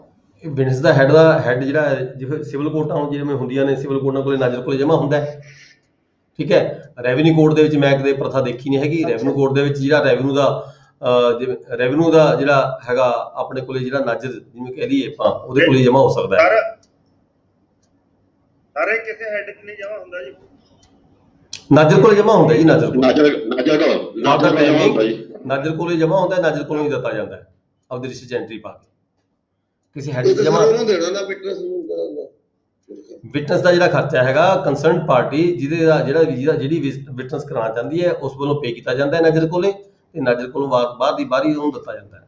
ਰਿਸ਼ਤੇ 'ਚ ਐਂਟਰੀ ਪਾ ਕੇ ਹੀ ਜਮ੍ਹਾਂ ਹੁੰਦਾ ਹੈ, ਰਿਸ਼ਤੇ 'ਚ ਐਂਟਰੀ ਪਾ ਕੇ ਹੀ ਰਿਸੀਵਿੰਗ ਹੋ ਜਾਂਦੀ ਹੈ ਜੀ, ਜਿਹਨੂੰ ਦੇਣਾ ਹੁੰਦਾ ਹੈ। ਸਰ ਇਦਾਂ ਨਹੀਂ ਹੁੰਦਾ ਜੀ ਕੈਸ਼ ਜਮ੍ਹਾਂ ਕੈਸ਼ ਹੀ ਲੈ ਕੇ ਪਾਰਟੀ ਨੂੰ ਦੇ ਦਿੱਤਾ ਜਾਵੇ ਤੇ ਪ੍ਰੋਸੀਡਿੰਗ 'ਚ ਪਾ ਦਿੱਤਾ ਜਾਵੇ? ਕੈਸ਼ ਜੱਜ ਥੋੜਾ ਲਏਗਾ ਜੀ, ਹੁਣ ਕੈਸ਼ ਜੇ ਲਏਗਾ ਤਾਂ ਨਾਜ਼ਰ ਕੋਲ ਜਮ੍ਹਾਂ ਹੋਏਗਾ ਨਾ। ਨਾਜ਼ਰ ਕੈਸ਼ ਹੀ ਹੁੰਦਾ ਜੀ, ਹੋਰ ਕੀ ਨਾਜ਼ਰ ਨੇ ਲੈਣਾ? ਹੁਣ witness ਹੁੰਦੀ ਹੈ, ਜੱਜ ਚੈੱਕ ਕੋਲ ਇਹਦੀ witness ਨਾਜ਼ਰ ਨੇ ਕੋਈ ਚੈੱਕ ਥੋੜਾ ਲੈਣਾ ਹੁੰਦਾ ਆਪਣੇ ਤੋਂ ਉਸ ਤੋਂ। ਨਾਜ਼ਰ ਕੋਲੇ ਕੈਸ਼ ਜਮ੍ਹਾਂ ਹੋਏਗਾ, ਕੈਸ਼ ਨਾਜ਼ਰ ਲੈ ਲੇਗਾ, ਕੈਸ਼ ਹੀ ਦੇ ਦੇਗਾ ਅੱਗੇ। ਠੀਕ ਹੈ ਜੀ, ਅੱਗੇ ਚਲਿਏ। Rule 39 record of other proceedings under section 34(4) ਆਪਾਂ ਸੈਕਸ਼ਨ 34 ਪੜਿਆ ਸੀਗਾ, ਉਹ ਹੈਗੀ special provisions. Record of other proceedings under section 34 other proceeding ਕੀ ਸੀ? ਆਪਾਂ ਲੈਂਡ ਰੈਵਨਿਊ ਐਕਟ ਦੇ ਵਿੱਚ ਪੜਿਆ ਸੀ ਸੈਕਸ਼ਨ 34। ਸੈਕਸ਼ਨ 34 ਚ ਕੀ ਸੀਗਾ? ਜਦੋਂ ਕੋਈ ਪਟਵਾਰੀ ਹਲਕਾ ਵੱਲੋਂ ਇੰਤਕਾਲ ਦਰਜ ਕੀਤਾ ਜਾਂਦਾ ਹੈ ਤਾਂ ਕਾਨੂੰਗੋ ਹਲਕਾ ਵੱਲੋਂ ਵੈਰੀਫਾਈ ਕੀਤਾ ਜਾਂਦਾ ਹੈ, ਫਿਰ ਰੈਵਨਿਊ ਆਫੀਸਰ ਵੱਲੋਂ ਉਹਦੀ ਸਮੇਂ-ਸਮੇਂ ਤੇ ਇਨਕੁਆਇਰੀ ਕਰਕੇ ਪੜਤਾਲ ਕਰਕੇ ਉਹ ਜਿਹੜਾ ਇੰਤਕਾਲ ਹੈ ਪਾਰਟੀਆਂ ਨੂੰ ਸੁਣ ਕੇ ਫੈਸਲਾ ਕੀਤਾ ਜਾਂਦਾ ਹੈ। ਉਹਦੇ ਰਿਗਾਰਡਿੰਗ ਇੱਥੇ ਆ ਕੇ ਉਹਨਾਂ ਨੇ ਕੁਝ ਰੂਲਸ ਦਿੱਤੇ ਨੇ ਸੈਕਸ਼ਨ 34 ਦੇ ਸੰਬੰਧ ਵਿੱਚ ਇੰਤਕਾਲ ਦੇ ਬਾਰੇ ਦੇ ਵਿੱਚ। In the proceeding under section 34 sub section 4 of the Land Revenue Act, no detailed record of the statement of the parties। ਇੱਥੇ ਵੀ ਇਹੀ ਗੱਲ ਕਹੀ ਹੈ ਵੀ ਜਦੋਂ ਕਿਸੇ ਪਾਰਟੀ ਨੂੰ ਸੁਣਿਆ ਜਾਣਾ ਹੈ, ਜੇ ਕੋਈ ਵਿਰਾਸਤ ਦਾ ਇੰਤਕਾਲ ਹੈ, ਜੇ ਕੋਈ ਤਕਸੀਮ ਦਾ ਇੰਤਕਾਲ ਹੈ, ਜਾਂ ਕੋਈ ਫਾਕੁਲ ਰਹਿਣ ਵਗੈਰਾ ਦਾ ਇੰਤਕਾਲ ਹੈ, ਜਾਂ ਕਿਸੇ ਤਰ੍ਹਾਂ ਦੀ ਕੋਈ ਇੰਤਕਾਲ ਪਟਵਾਰੀ ਹਲਕਾ ਵੱਲੋਂ ਦਰਜ ਕੀਤਾ ਗਿਆ, ਜਿੱਥੇ ਪਾਰਟੀਆਂ ਨੂੰ ਤਹਿਸੀਲਦਾਰ ਵੱਲੋਂ ਸੁਣਿਆ ਜਾਣਾ, ਰੈਵਨਿਊ ਆਫੀਸਰ ਵੱਲੋਂ ਸੁਣਿਆ ਜਾਣਾ, ਉੱਥੇ ਕੋਈ ਡਿਟੇਲ ਜਿਹੜੀ ਪਾਰਟੀਆਂ ਦੀ ਜਿਹੜੀ ਸਟੇਟਮੈਂਟ ਹੈ ਉਹ ਡਿਟੇਲ ਨਹੀਂ ਹੋਣੀ ਚਾਹੀਦੀ। ਬਹੁਤ ਸ਼ਾਰਟ ਦੇ ਵਿੱਚ ਉਹਦੇ ਜਿਹੜੇ ਹੈਗੇ ਨੇ ਸਟੇਟਮੈਂਟ ਰੈਵਨਿਊ ਆਫੀਸਰ ਵੱਲੋਂ ਬਰੀਫਲੀ ਤੌਰ ਤੇ ਜਿਹੜੀ ਹੈਗੀ ਰਿਕਾਰਡ ਕੀਤੀ ਜਾਵੇਗੀ। the facts to which they deposed and the grounds of the orders। Ki fact ਉਹਦੇ ਹੈਗੇ ਨੇ, ਕੀ ਕਹਿਣਾ ਚਾਹੁੰਦਾ ਹੈ, ਤੇ ਉਹਦੇ ਜਿਹੜਾ ਆਰਡਰ ਫਿਰ ਰੈਵਨਿਊ ਆਫੀਸਰ ਨੇ ਕਰਨਾ ਹੈ, ਉਹਦੇ ਕੀ ਗਰਾਊਂਡਸ ਨੇ, ਕਿਸ ਬੇਸ ਤੇ ਜਿਹੜਾ ਰੈਵਨਿਊ ਆਫੀਸਰ ਵੱਲੋਂ ਇੰਤਕਾਲ ਹੈ ਮਨਜ਼ੂਰ ਕੀਤਾ ਜਾਂਦਾ ਹੈ ਜਾਂ ਖਾਰਜ ਕੀਤਾ ਜਾਂਦਾ ਹੈ, ਉਹਦੇ ਕੀ ਗਰਾਊਂਡਸ ਨੇ, ਰੀਜ਼ਨ ਦੱਸਦੇ ਹੋਏ ਆਰਡਰ ਪਾਸ ਕੀਤਾ ਜਾਵੇਗਾ। ਦੈਨ ਹੈ ਜੀ ਰੂਲ 40 ਰੂਲ 40 ਚ ਕੀ ਕਿਹਾ ਜੀ? Record of other proceedings under land revenue act and under tenancy act. ਇਹ ਸਾਰੀਆਂ ਪ੍ਰੋਸੀਡਿੰਗ ਦੀ ਗੱਲ ਚੱਲ ਰਹੀ ਹੈ, ਜਿਹੜੀਆਂ ਪ੍ਰੋਸੀਡਿੰਗ ਜਦੋਂ ਰੈਵਨਿਊ ਆਫੀਸਰ ਕੋਲੇ ਅੰਡਰ ਲੈਂਡ ਰੈਵਨਿਊ ਐਕਟ ਚੱਲਦੀਆਂ ਨੇ ਜਾਂ ਫਿਰ ਟੈਨੈਂਸੀ ਐਕਟ ਦੇ ਤਹਿਤ ਚੱਲਦੀਆਂ ਨੇ। ਜਦੋਂ ਪ੍ਰੋਸੀਡਿੰਗ ਦੇ ਦੌਰਾਨ in the other proceedings under the land revenue act not being proceedings under section 117 ਨੇ ਸੈਕਸ਼ਨ ਕਾਹਦਾ ਹੈ ਜੀ? ਲੈਂਡ ਰੈਵਨਿਊ ਐਕਟ ਦਾ 117 ਸੈਕਸ਼ਨ ਕਾਹਦਾ ਹੈ? ਲੈਂਡ ਰੈਵਨਿਊ ਐਕਟ ਦੇ ਵਿੱਚ ਅਸੀਂ ਪੜਿਆ, ਪਿੱਛੇ ਪੜ੍ਹ ਕੇ ਹਟੇ ਹਾਂ, ਵੈਰੀ ਇੰਪੋਰਟੈਂਟ ਸੈਕਸ਼ਨ ਹੈ। ਆ ਤੁਹਾਨੂੰ ਇਹਦੇ ਤੇ ਕੁਐਸਚਨ ਆ ਸਕਦਾ ਹੈ। ਟਾਈਟਲ ਹੈ ਪ੍ਰਾਪਰਟੀ ਦਾ ਤਾਂ ਹਾਂਜੀ, ਇਹ ਹੈਗਾ ਜਿਹੜਾ ਟਾਈਟਲ ਡਿਸਪੋਜ਼ਲ ਦੀ ਆ। ਹਾਂ, question of title 117 question of title disposal of question of title ਦੇ ਸੰਬੰਧ ਵਿੱਚ ਹੈ। ਕਹਿੰਦਾ ਕੁਐਸਚਨ ਆਫ ਟਾਈਟਲ ਨੂੰ ਛੱਡ ਕੇ ਕੁਐਸਚਨ ਆਫ ਟਾਈਟਲ ਨੂੰ ਜਦੋਂ ਤੁਸੀਂ ਡਿਸਾਈਡ ਕਰਨਾ ਹੈ ਤਾਂ ਉਹਦੀ ਡਿਟੇਲ ਆਰਡਰ ਹੋਣਾ ਚਾਹੀਦਾ ਹੈ। ਮਤਲਬ ਕਹਿੰਦਾ ਇਹ ਇੱਥੇ ਵੀ ਕੁਐਸਚਨ ਆਫ ਟਾਈਟਲ ਦਾ ਜਿਹੜਾ ਆਰਡਰ ਹੈ ਉਹ ਬਰੀਫ ਨਹੀਂ ਹੋਣਾ ਚਾਹੀਦਾ, ਉਹ ਪੂਰੇ ਰੀਜ਼ਨ ਦਿੰਦੇ ਹੋਏ ਕੁਐਸਚਨ ਆਫ ਟਾਈਟਲ ਨੂੰ ਅਸੀਂ ਡਿਸਾਈਡ ਕਰਨਾ ਹੈ। ਕੁਐਸਚਨ ਆਫ ਟਾਈਟਲ ਨੂੰ ਡਿਸਾਈਡ ਕਰਨ ਦੇ ਲਈ ਤਾਂ ਤੁਸੀਂ ਬੀਇੰਗ ਏ ਸਿਵਲ ਕੋਰਟ ਵੀ ਮਤਲਬ ਕਿ ਆਪਦੀ ਡਿਗਰੀ ਪਾਸ ਵੀ ਕਰ ਸਕਦੇ ਹੋ, ਜਜਮੈਂਟ ਪਾਸ ਵੀ ਕਰ ਸਕਦੇ ਹੋ। ਠੀਕ ਹੈ, ਇਸ ਕਰਕੇ ਇੱਥੇ ਕਿਹਾ ਹੈ ਇਨ other proceedings under the land revenue act not being proceedings under section 117 section ਦੇ ਤਹਿਤ ਜਿਹਨੇ ਪ੍ਰੋਸੀਡਿੰਗ ਹੋ ਰਹੀਆਂ ਨੇ ਉਹਨੂੰ ਛੱਡ ਕੇ and in the proceeding before a revenue court, revenue officer under Punjab Tenancy Act, the revenue officer shall make with his own hand a brief memorandum of the statement. ਇੱਥੇ ਇਹ ਕਿਹਾ ਗਿਆ ਵੀ ਰੈਵਨਿਊ ਆਫੀਸਰ ਵੱਲੋਂ ਲੰਮੀਆਂ ਚੌੜੀਆਂ statement ਜਿਹੜੀਆਂ ਹੁੰਦੀਆਂ ਨੇ ਉਹਨੂੰ ਛੱਡਦੇ ਹੋਏ ਬਾਕੀ ਨੇ ਸ਼ਾਰਟ ਸਟੇਟਮੈਂਟਸ ਹੁੰਦੀਆਂ ਨੇ ਉਹਨੂੰ ਆਪਣੇ ਹੱਥ ਦੇ ਨਾਲ ਨੋਟ ਕੀਤਾ ਜਾਣਾ ਹੁੰਦਾ ਹੈ। Memorandum of the statement of the parties and witnesses at the time when each statement is made, ਜਦੋਂ ਸਟੇਟਮੈਂਟ ਲਈ ਜਾਂਦੀ ਹੈ ਤਾਂ ਰੈਵਨਿਊ ਆਫੀਸਰ ਵੱਲੋਂ ਆਪਣੇ ਹੱਥ ਦੇ ਨਾਲ ਹੀ ਸ਼ਾਰਟ ਦੇ ਵਿੱਚ ਜਿਹੜੀ ਸਟੇਟਮੈਂਟ ਹੈ ਰਿਕਾਰਡ ਕੀਤੀ ਜਾਂਦੀ ਹੈ। ਠੀਕ ਹੈ ਜੀ। Rule 41 content of the orders. Order ਦੇ ਕੰਟੈਂਟ ਕੀ ਹੋਣੇ ਚਾਹੀਦੇ ਨੇ, ਆਰਡਰ 'ਚ ਕੀ ਲਿਖਿਆ ਜਾਣਾ ਚਾਹੀਦਾ ਹੈ। Revenue officer making the order shall also record a brief statement of the reasons on which it is founded। Revenue officer ਵੱਲੋਂ ਜਦੋਂ ਆਰਡਰ ਕੀਤਾ ਜਾਂਦਾ ਹੈ, ਮੈਂ ਡਿਸਕਸ ਕਰ ਚੁੱਕਿਆ ਪਹਿਲਾਂ ਹੀ, ਵੀ ਜਦੋਂ ਕੋਈ ਆਰਡਰ ਕੀਤਾ ਜਾਣਾ ਹੈ, ਚਾਹੇ ਕਿਸੇ ਚੀਜ਼ ਨੂੰ ਸੈਂਕਸ਼ਨ ਕਰਨਾ ਹੈ, ਚਾਹੇ ਕਿਸੇ ਇੰਤਕਾਲ ਨੂੰ ਮਨਜ਼ੂਰ ਕਰਨਾ ਹੈ, ਨਾ ਮਨਜ਼ੂਰ ਕਰਨਾ ਹੈ, ਠੀਕ ਹੈ, ਕੋਈ ਹੋਰ ਉਹਦੇ ਪ੍ਰੋਸੀਡਿੰਗ ਚੱਲ ਰਹੀ ਹੈ, ਉਹਦੇ ਤੇ ਕੀ ਆਰਡਰ ਕੀਤਾ ਜਾਣਾ ਹੈ, ਠੀਕ ਹੈ, ਉਸ ਆਰਡਰ ਦਾ ਨਾਲ ਜਿਹੜਾ ਹੈਗਾ ਸ਼ਾਰਟ ਦੇ ਵਿੱਚ ਜਿਹੜਾ ਹੈਗਾ ਰੀਜ਼ਨ ਦਿੱਤਾ ਜਾਣਾ ਹੁੰਦਾ ਹੈ ਵੀ ਇਹ ਆਰਡਰ ਕਿਉਂ ਕੀਤਾ ਜਾ ਰਿਹਾ ਹੈ।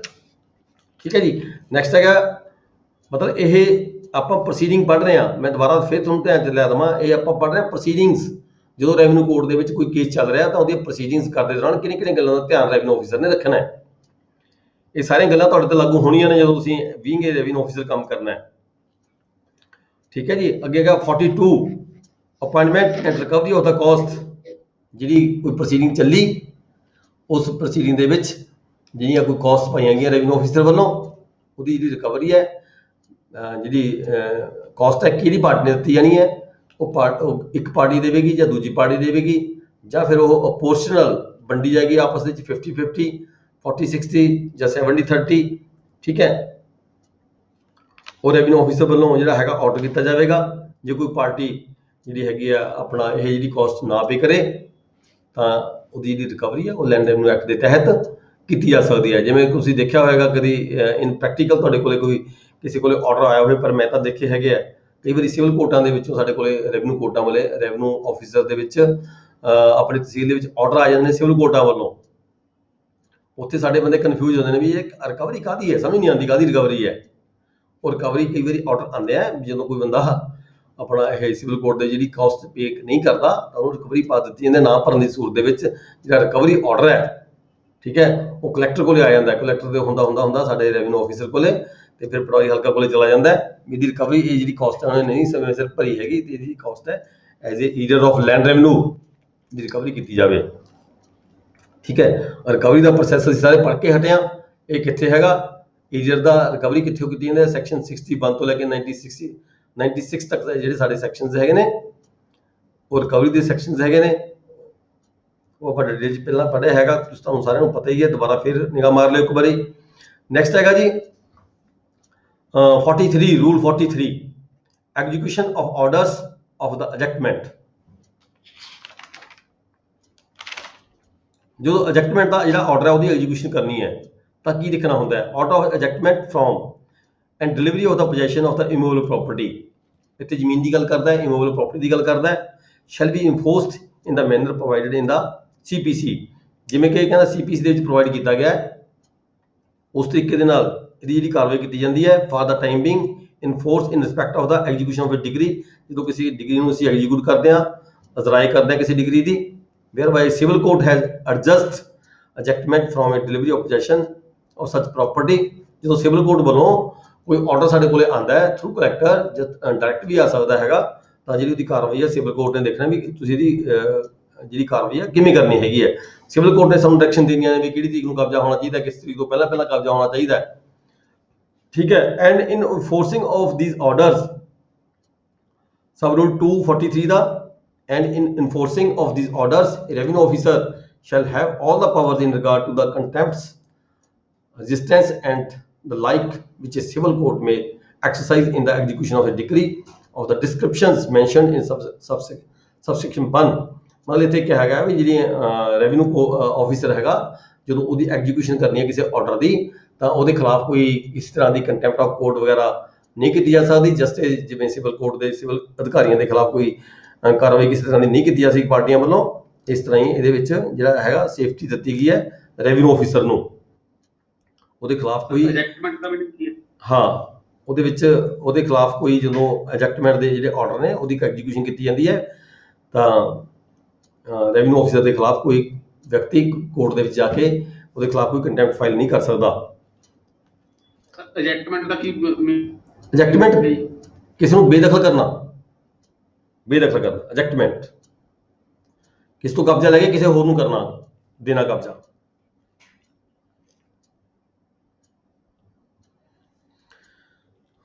ਨੈਕਸਟ ਹੈਗਾ ਜੀ rule 44 language of the revenue officer. Officer ਨਹੀਂ, ਆਫਿਸਰਸ, ਦਫ਼ਤਰ। Language of the revenue officers, revenue ਜਿਹੜੇ ਦਫ਼ਤਰ ਨੇ ਉਹਨਾਂ ਦੀ ਕਿਹੜੀ ਭਾਸ਼ਾ ਹੋਣੀ ਚਾਹੀਦੀ ਹੈ। ਇੱਥੇ ਕਿਹਾ ਹੈਗਾ ਵੀ ਜਿਹੜੀ ਗੁਰਮੁਖੀ ਸਕ੍ਰਿਪਟ ਹੈਗੀ ਹੈ, ਪੰਜਾਬੀ ਭਾਸ਼ਾ, ਜਿਹੜੇ ਰੈਵਨਿਊ ਆਫਿਸਰ ਹੈਗੇ ਨੇ, the language of the revenue officers at or below district level ਤੇ ਜਾਂ ਡਿਸਟ੍ਰਿਕਟ ਲੈਵਲ ਤੋਂ ਥੱਲੇ ਜਿਹੜੀ ਹੈਗੀ ਆ ਪੰਜਾਬੀ ਭਾਸ਼ਾ ਵਰਤੀ ਜਾਏਗੀ।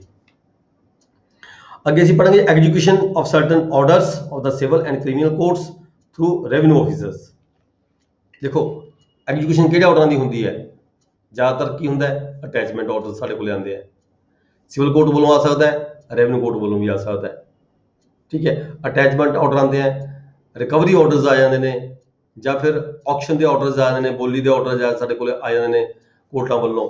ਉਹਨਾਂ ਦੀ ਜਿਹੜੀ ਐਗਜ਼ੀਕਿਊਸ਼ਨ ਹੈ, ਜਾਣੀ ਕਿ ਉਹਨਾਂ ਦੀ ਜਿਹੜੀ ਪੈਰਵਾਈ ਹੈ, ਅਜ਼ਰਾਏ ਹੈ, ਉਹ ਅਸੀਂ ਕਿਵੇਂ ਕਰਨੀ ਹੈਗੀ ਹੈ? Execution of certain orders of civil and criminal courts through revenue officers. ਦੇਖੋ ਰੂਲ 47 ਹੈ, ਇਹ ਰੂਲ 47 ਜਿਹੜਾ ਹੈਗਾ 47, 48, 49 ਤੁਸੀਂ ਜਦੋਂ ਪੜ੍ਹੋਗੇ ਕਦੇ ਸਟੈਂਡਿੰਗ ਆਰਡਰ 64 ਸ਼ਾਇਦ ਤੁਸੀਂ ਪੜ੍ਹਿਆ ਹੋਏਗਾ ਰਿਫਰੈਸ਼ਰ ਕੋਰਸ ਦੇ ਵਿੱਚ। Standing order 64, financial commissioner standing order 64, ਜਾਂ ਫਿਰ ਹਾਈ ਕੋਰਟ ਦੇ ਰੂਲਸ ਪੜ੍ਹੇ ਹੋਣਗੇ ਕਦੇ। ਹਾਈ ਕੋਰਟ ਰੂਲਸ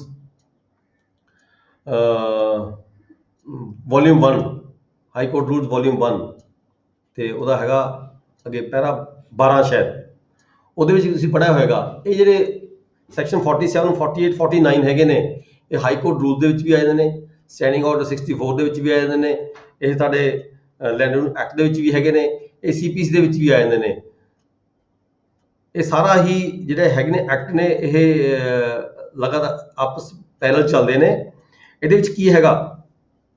ਦੇਖੋ appraisement of value of the produce before sale. ਮੰਨ ਲਓ ਸਾਡੇ ਕੋਲੇ ਕੋਈ ਸੇਲ ਦਾ ਵਾਰੰਟ ਆ ਜਾਂਦਾ ਹੈ, ਠੀਕ ਹੈ ਜੀ, ਸੇਲ ਵਾਰੰਟ ਆ ਜਾਂਦਾ ਹੈ, ਤਾਂ ਉੱਥੇ ਕੀ ਕਰਨਾ ਹੈ? 47 ਰੂਲ ਕੀ ਕਹਿੰਦਾ ਹੈ? ਇਹ ਕਹਿੰਦਾ ਅਪਰੇਜ਼ਮੈਂਟ ਮਤਲਬ valuation.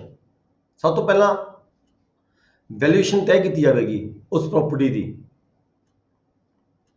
Van the produce of any land, ਮੰਨ ਲਓ ਕਿਸੇ ਖੜੀ ਫਸਲ ਦਾ ਕਬਜ਼ਾ ਆ ਗਿਆ, ਠੀਕ ਹੈ ਜੀ, ਖੜੀ ਫਸਲ ਦੀ ਤੁਸੀਂ ਕੋਈ ਅਟੈਚਮੈਂਟ ਕਰਨੀ ਹੈ ਜਾਂ ਬੋਲੀ ਕਰਨੀ ਹੈ, ਤਾਂ ਪਹਿਲਾਂ ਕੀ ਹੋਏਗਾ? ਰੈਵਨਿਊ ਆਫਿਸਰ ਵੱਲੋਂ ਜਿਹੜੀ ਖੜੀ ਫਸਲ ਹੈਗੀ ਹੈ ਉਹਦੀ ਅਪਰੇਜ਼ਮੈਂਟ ਕੀਤੀ ਜਾਵੇਗੀ। ਅਪਰੇਜ਼ਮੈਂਟ ਮੀਨਸ ਉਹਦਾ ਜਾਇਜ਼ਾ ਲਿਆ ਜਾਏਗਾ। ਜਾਇਜ਼ਾ ਕਿਵੇਂ ਲਿਆ ਜਾਏਗਾ? ਰਾਹੀਂ ਕਾਨੂੰਗੋ ਹਲਕਾ ਜਾਂ ਰਾਹੀਂ ਪਟਵਾਰੀ ਹਲਕਾ ਵਿਦ ਦਾ ਹੈਲਪ ਆਫ ਨੰਬਰਦਾਰ, ਵੀ ਇਹ ਜਿਹੜੀ ਫਸਲ ਖੜੀ ਹੈ 10 ਕਿੱਲਿਆਂ ਦੇ ਵਿੱਚ, ਇਹਦੀ ਵੈਲਿਊ ਕਿੰਨੀ ਕੁ ਬਣਦੀ ਹੈ? ਕਣਕ ਖੜੀ ਹੈ ਮੰਨ ਲਓ, ਠੀਕ ਹੈ, ਖੜੀ ਕਣਕ ਦੀ ਜਿਹੜੀ ਫਸਲ ਹੈ ਉਹਦੀ ਬੋਲੀ ਕਰਕੇ ਸਰਕਾਰ ਨੇ, ਸਿਵਲ ਕੋਰਟ ਨੇ ਜਾਂ ਕ੍ਰਿਮੀਨਲ ਕੋਰਟ ਨੇ ਕਹਿਤਾ ਵੀ ਖੜੀ ਫਸਲ ਜਿਹੜੀ ਹੈਗੀ ਹੈ ਇਹ ਕਟਾ ਕੇ ਵਧਾ ਕੇ ਜਿਹੜੀ ਅਸੀਂ ਇਹਦੀ ਆਕਸ਼ਨ ਕਰ ਦਿਓ ਫਲਾਣੇ ਕੇਸ ਦੇ ਸੰਬੰਧ ਵਿੱਚ, ਕੋਈ ਕੇਸ ਚੱਲ ਰਿਹਾ ਕੋਰਟ ਦੇ ਕੋਲੇ। ਤਾਂ ਪਹਿਲਾਂ ਜਿਹੜਾ ਸਟੈਪ ਹੈਗਾ ਸੈਕਸ਼ਨ 47 ਦਾ ਅਪਰੇਜ਼ਮੈਂਟ ਦਾ ਸਟੈਪ ਹੋਏਗਾ। Appraisement of the value of the produce before sale, sale ਤੋਂ ਪਹਿਲਾਂ ਉਹਦੀ ਅਪਰੇਜ਼ਮੈਂਟ ਕੀਤੀ ਜਾਏਗੀ, ਉਹਦੀ ਵੈਲਿਊਏਸ਼ਨ ਕਰਵਾਈ ਜਾਏਗੀ। ਦੇਖੋ collector shall direct that an appraisement of the attached produce be made by a revenue officer or by a connogo of the circle in which the land situate. The produce shall not be sold until the appraisement has been approved by the collector or by a revenue officer appointed in that behalf by the collector. ਜਦ ਤੱਕ ਉਹਦੀ ਜਿਹੜੀ ਅਪਰੇਜ਼ ਹੈ, revenue officer ਜਿਹਦੀ duty ਲਗਾਤੀ collector ਨੇ, ਜਦੋਂ ਤੱਕ ਉਹ ਪ੍ਰੂਵ ਨਹੀਂ ਕਰਦਾ ਵੀ ਹਾਂ ਠੀਕ ਹੈ ਇਹਦੀ ਵੈਲਿਊ ਨਹੀਂ ਹੈਗੀ ਹੈ, ਫਿਰ ਕਿਉਂਕਿ ਜਦੋਂ ਆਕਸ਼ਨ ਹੋਣੀ ਹੈ ਤਾਂ ਆਕਸ਼ਨ ਵੇਲੇ ਦੇਖਿਆ ਜਾਣਾ ਹੈ, ਇਹ ਨਾ ਹੋਵੇ ਪ੍ਰਾਪਰਟੀ ਦਾ ਹੋਵੇ ਉਹਦੀ 5 ਲੱਖ ਰੁਪਏ ਦੀ ਤੇ ਚੱਕ ਕੇ 1 ਲੱਖ ਦੀ ਕੋਈ ਸੇਲ ਕਰ ਦਿੱਤੀ ਜਾਵੇ। ਇਸ ਕਰਕੇ ਇਹਨਾਂ ਕਾਰਨਾਂ ਕਰਕੇ ਜਿਹੜੀ ਅਪਰੇਜ਼ਮੈਂਟ ਜਿਹੜੀ ਹੈਗੀ ਕਰਵਾਈ ਜਾਂਦੀ ਹੈ। ਤੇ ਫਿਰ ਇਹ ਅਪਰੇਜ਼ਮੈਂਟ ਸਹੀ ਹੈ ਗਲਤ ਹੈ, ਇਹਦੀ ਜਿਹੜੀ ਅਪਰੂਵਲ ਹੈ ਕੰਸਰਨਡ ਰੈਵਨਿਊ ਆਫਿਸਰ ਜਾਂ ਜਿਹਦੀ ਡਿਊਟੀ ਲੱਗੀ ਵੀ ਹੈ ਕੰਸਰਨਡ ਰੈਵਨਿਊ ਆਫਿਸਰ ਜਾਂ ਫਿਰ ਜੇ ਕਲੈਕਟਰ ਕਹੇ ਤਾਂ ਕਲੈਕਟਰ ਦੇ ਕੋਲੇ ਉਹ ਅਪਰੂਵਲ ਲਈ ਭੇਜੀ ਜਾਂਦੀ ਹੈ। ਜਦੋਂ ਤੱਕ ਇਹ ਜਿਹੜੀ ਅਪਰੇਜ਼ਮੈਂਟ ਹੈਗੀ ਹੈ ਉਹ ਅਪਰੂਵ ਨਹੀਂ ਹੋ ਜਾਂਦੀ, ਉਦੋਂ ਤੱਕ ਜਿਹੜੀ ਪ੍ਰਾਪਰਟੀ ਹੈ, ਉਹ ਜਿਹੜੀ ਫਸਲ ਹੈਗੀ ਹੈ, ਉਹਦੀ ਸੇਲ ਨਹੀਂ ਕੀਤੀ ਜਾ ਸਕਦੀ। ਠੀਕ ਹੈ ਜੀ। ਨੈਕਸਟ ਹੈ rule 48, agency to be used in conducting the sale. ਹੁਣ ਜਦੋਂ ਸੇਲ ਕੰਡਕਟ ਕਰਨੀ ਹੈ ਤਾਂ ਕਿਹੜੀ ਏਜੰਸੀ ਯੂਜ਼ ਹੁੰਦੀ ਹੈ? ਏਜੰਸੀ ਆਪਾਂ ਨੂੰ ਪਤਾ ਹੀ ਹੈ ਸਾਰਿਆਂ ਨੂੰ, ਆਪਣਾ ਪਟਵਾਰੀ, ਕਾਨੂੰਗੋ, ਤਹਿਸੀਲਦਾਰ, ਰੈਵਨਿਊ ਆਫਿਸਰ ਹੈ ਜੀ, with the help of concerned village headman, ਨੰਬਰਦਾਰ। ਇਹ ਇੱਕ ਏਜੰਸੀ ਹੈ ਜਿਹੜੀ ਸੇਲ ਕੰਡਕਟ ਕਰਵਾਏਗੀ। ਇਹਦੇ ਵਿੱਚ ਕੀ ਕਿਹਾ ਗਿਆ? Sale of the produce of the land shall be made by revenue officer or by field kanungo of ਦਾ ਸਰਕਾਰ। ਠੀਕ ਹੈ। ਦੇਖੋ ਹੁਣ ਆਪਾਂ ਇਨ ਪ੍ਰੈਕਟੀਕਲ ਕਈ ਵਾਰੀ ਦੇਖਦੇ ਹਾਂ, ਜਦੋਂ ਸਾਡੇ ਕੋਲੇ ਕੋਈ ਸੇਲ ਵਾਰੰਟ ਆ ਜਾਂਦਾ ਕਾਨੂੰਗੋ ਹਲਕਾ ਕੋਲੇ, ਤਾਂ ਕਾਨੂੰਗੋ ਹਲਕਾ ਕਈ ਵਾਰੀ ਜਿਹਨਾਂ ਨੂੰ ਨੌਲੇਜ ਨਹੀਂ ਹੁੰਦੀ ਜਾਂ ਜਿਨ੍ਹਾਂ ਦਾ ਘੱਟ ਤਜਰਬਾ ਹੋਇਆ ਹੁੰਦਾ ਹੈ, ਉਹ ਲਿਖ ਕੇ ਭੇਜਦੇ ਮੇਰਾ ਕੰਮ ਨਹੀਂ ਹੈਗਾ ਜੀ, ਇਹ ਜਾਂ ਤਹਿਸੀਲਦਾਰ ਨੇ ਕਰਨਾ ਹੈ। ਠੀਕ ਹੈ। ਇੱਦਾਂ ਦੀ ਕੋਈ ਜਿਹੜੀ ਨੋਟਿੰਗ ਹੁੰਦੀ ਆ ਉਹ ਲਗਾਈ ਨਹੀਂ ਜਾਣੀ ਚਾਹੀਦੀ ਹੁੰਦੀ। ਜਦੋਂ ਵੀ ਕੋਈ ਰੈਵਨਿਊ ਆਫਿਸਰ ਕੋਈ ਆਰਡਰ ਤੁਹਾਡੇ ਕੋਲ ਭੇਜਦਾ, ਉਹ ਉਹਦੀ ਕੈਪੈਸਿਟੀ 'ਚ ਤੁਸੀਂ ਕੰਮ ਕਰਨਾ ਹੁੰਦਾ। ਜੇ ਹੁਣ ਡੀਸੀ ਕੋਈ ਆਰਡਰ ਤੁਹਾਡੇ ਕੋਲ ਤਹਿਸੀਲਦਾਰ ਕੋਲ ਭੇਜਦਾ ਤੇ ਤਹਿਸੀਲਦਾਰ ਕਹੇ ਇਹ ਤਾਂ ਕੰਮ ਮੇਰਾ ਨਹੀਂ ਹੈਗਾ ਜੀ, ਠੀਕ ਹੈ, ਇੱਦਾਂ ਦਾ ਜਿਹੜਾ ਹੈਗਾ ਸਾਨੂੰ ਨਹੀਂ ਅੱਗੇ ਜਿਹੜਾ ਹੈਗਾ ਅਡੋਪਟ ਕਰਨਾ ਚਾਹੀਦਾ ਪ੍ਰੋਸੈਸ। ਤੇ ਕਈ ਵਾਰੀ ਸਾਨੂੰ ਰੂਲਸ ਦੀ ਜਿਹੜੀ ਘਾਟ ਹੁੰਦੀ ਹੈ, ਰੂਲਸ ਦੀ ਨੌਲੇਜ ਨਹੀਂ ਹੁੰਦੀ, ਤੇ ਇਸ ਕਰਕੇ ਅਸੀਂ ਕਿਤੇ ਨਹੀਂ ਪੜ੍ਹਿਆ ਹੁੰਦਾ ਲੈਂਡ ਰੈਵਨਿਊ ਐਕਟ। ਜ਼ਿਆਦਾਤਰ ਅਸੀਂ ਲੈਂਡ ਰਿਕਾਰਡ ਮੈਨੂਅਲ ਪੜ੍ਹਿਆ ਹੋਇਆ ਹੁੰਦਾ। ਲੈਂਡ ਰਿਕਾਰਡ ਮੈਨੂਅਲ ਦੇ ਵਿੱਚ ਕਿਤੇ ਪ੍ਰੋਵੀਜ਼ਨ ਨਹੀਂ ਦਿਖਾਈ ਗਈ ਇੱਦਾਂ ਦੀ ਵੀ ਕਾਨੂੰਗੋ ਹਲਕਾ ਜਾ ਕੇ ਬੋਲੀ ਕਰੇਗਾ, ਹੋਰ ਕਰੇਗਾ। ਠੀਕ ਹੈ। ਇਹ ਵੱਖ-ਵੱਖ ਰੂਲਸ ਹੁੰਦੇ ਨੇ, ਹਰ ਥਾਂ ਤੇ ਵੱਖਰੇ ਵੱਖਰੇ ਰੂਲਸ ਲਾਗੂ ਹੋ ਜਾਂਦੇ ਨੇ। ਠੀਕ ਹੈ। ਇੱਥੇ ਇਹ ਕਿਹਾ ਗਿਆ ਵੀ ਜਿਹੜੀ ਏਜੰਸੀ ਹੈ ਸੇਲ ਕੰਡਕਟ ਕਰਾਏਗੀ, ਰੈਵਨਿਊ ਆਫਿਸਰ ਕਰਾ ਸਕਦਾ ਹੈ ਜਾਂ ਕਾਨੂੰਗੋ ਹਲਕਾ ਵੀ ਜਾ ਕੇ ਕਰਵਾ ਸਕਦਾ ਹੈ, ਜਿਹਦੇ ਅਧਿਕਾਰ ਖੇਤਰ 'ਚ ਪੈਂਦਾ ਹੋਵੇ, ਜਿਹਦੀ ਕਾਨੂੰਗੋ 'ਚ ਪੈਂਦਾ ਹੋਵੇ ਏਰੀਆ ਵਿੱਚ land is situated. when the sale is made by the kanungo it shall be carried out in the presence of the village headman। ਜਦੋਂ ਕਾਨੂੰਗੋ ਹਲਕਾ ਵੱਲੋਂ ਸੇਲ ਕਰਵਾਈ ਜਾਣੀ ਹੈ ਤਾਂ ਦੇਖੋ ਸੇਲ ਕਰਵਾਉਣ ਦੀ ਪਰਿਭਾਸ਼ਾ ਤਾਂ ਦੇਖੋ ਇਹ ਹੈਗਾ ਵੀ ਇਕੱਲਾ ਬੰਦਾ ਬੈਠ ਕੇ ਸੇਲ ਨਹੀਂ ਕਰਾਉਣੀ ਹੁੰਦੀ, ਅਸੀਂ ਦੋ ਬੰਦੇ ਇਕੱਠੇ ਹੋ ਕੇ ਸੇਲ ਕਰਵਾਤੀ ਨਹੀਂ। in the presence of the parties, in the presence of the public। ਠੀਕ ਹੈ। ਉੱਥੇ ਨਾਲ ਇੱਥੇ ਇਹ ਕਿਹਾ ਹੈਗਾ ਵੀ ਨੰਬਰਦਾਰ ਵੀ ਉੱਥੇ ਹਾਜ਼ਰ ਹੋਣਾ ਚਾਹੀਦਾ ਹੈ।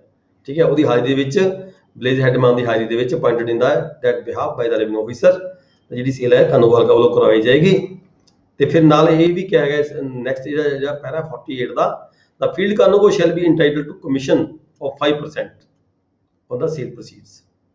ਜਿੰਨੀ ਸੇਲ ਦੀ ਅਮਾਊਂਟ ਹੈਗੀ ਹੈ ਉਹਦਾ 5% ਜੇ ਕਾਨੂੰਗੋ ਹਲਕਾ ਇਕੱਲਾ ਆਪਦੇ ਪੱਧਰ ਤੇ ਜਾ ਕੇ ਵਿਦ ਪਟਵਾਰੀ ਹਲਕਾ ਦੇ ਨਾਲ ਜਾ ਕੇ ਸੇਲ ਕਰਵਾਉਂਦਾ ਹੈ ਤਾਂ ਸੇਲ ਅਮਾਊਂਟ ਦਾ 5% ਜਿਹੜਾ ਹੈਗਾ ਉਹ ਇੰਟਾਈਟਲ ਹੈਗਾ ਲੈਣ ਦਾ। ਦੈਨ ਹੈਗਾ rule 49 confirmation of the sale. ਜਿਹੜੀ ਸੇਲ ਹੋ ਗਈ, ਠੀਕ ਹੈ, ਆਪਾਂ ਪਹਿਲਾਂ ਹੀ ਪੜ੍ਹਿਆ ਸੀਗਾ land revenue recovery, arrear of land revenue ਦੀ ਜਿਹੜੀ ਰਿਕਵਰੀ ਹੈਗੀ ਹੈ ਉਹ 'ਚ ਵੀ ਅਸੀਂ ਪੜ੍ਹਿਆ ਸੀਗਾ ਵੀ ਜਦੋਂ ਤੱਕ ਕਮਿਸ਼ਨਰ ਵੱਲੋਂ ਪ੍ਰਵਾਨਗੀ ਨਹੀਂ ਹੋ ਜਾਂਦੀ, ਜਿਹੜੀ ਸੇਲ ਹੈ ਉਹ ਕਨਫਰਮ ਨਹੀਂ ਮੰਨੀ ਜਾਂਦੀ। ਇੱਥੇ ਜਿਹੜਾ ਅਸੀਂ ਪੜ੍ਹ ਰਹੇ ਹਾਂ ਇਹ ਸਾਡੇ ਕੋਲ ਆਰਡਰ ਆਏ ਨੇ ਸਿਵਲ ਕੋਡ ਵੱਲੋਂ ਜਾਂ ਰੈਵਨਿਊ ਕੋਡ, ਕ੍ਰਿਮੀਨਲ ਕੋਡ ਵੱਲੋਂ ਆਏ ਨੇ।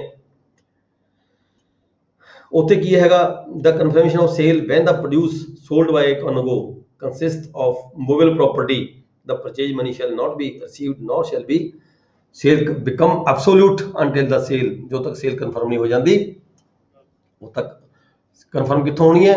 ਜਾਂ ਜਿਹੜੇ ਰੈਵਨਿਊ ਆਫਿਸਰ ਡਿਊਟੀ ਲੱਗੀ ਵੀ ਆ ਉਹਦੇ ਵੱਲੋਂ ਵੀ ਹਾਂ ਠੀਕ ਹੈ ਇਹ ਜੈਨੂਨ ਜਿਹੜੀ ਸੇਲ ਹੈ ਕਰਵਾਈ ਗਈ ਹੈ, ਇੰਨੇ ਕੁ ਦੀ ਅਪਰੇਜਮੈਂਟ ਹੋਈ ਸੀਗੀ, ਅਪਰੇਜਮੈਂਟ ਦੇ ਅਕੋਰਡਿੰਗ ਵੀ ਇੰਨੇ ਕੁ ਪੈਸੇ ਅਸੀਂ ਅਸੈਸ ਕੀਤੇ ਸੀ, ਇਹਦੇ ਆਸ-ਪਾਸ ਜਿਹੜੀ ਹੈਗੀ ਆਕਸ਼ਨ ਹੋ ਚੁੱਕੀ ਹੈ, ਇਹ ਸੇਲ ਹੈ ਕਨਫਰਮ ਕੀਤੀ ਜਾਂਦੀ ਹੈ। ਸੇਲ ਆ ਜਿਹੜੀ ਕਨਫਰਮੇਸ਼ਨ ਦਾ ਆਰਡਰ ਹੈ ਉਹ ਰੈਵਨਿਊ ਆਫਿਸਰ ਵੱਲੋਂ ਵੀ ਹੋ ਸਕਦਾ ਹੈ ਇਸ ਕੇਸ ਦੇ ਵਿੱਚ, ਜਾਂ ਫਿਰ ਕਲੈਕਟਰ ਵੱਲੋਂ ਵੀ ਕੀਤਾ ਜਾ ਸਕਦਾ ਹੈ ਇਸ ਕੇਸ ਦੇ ਵਿੱਚ।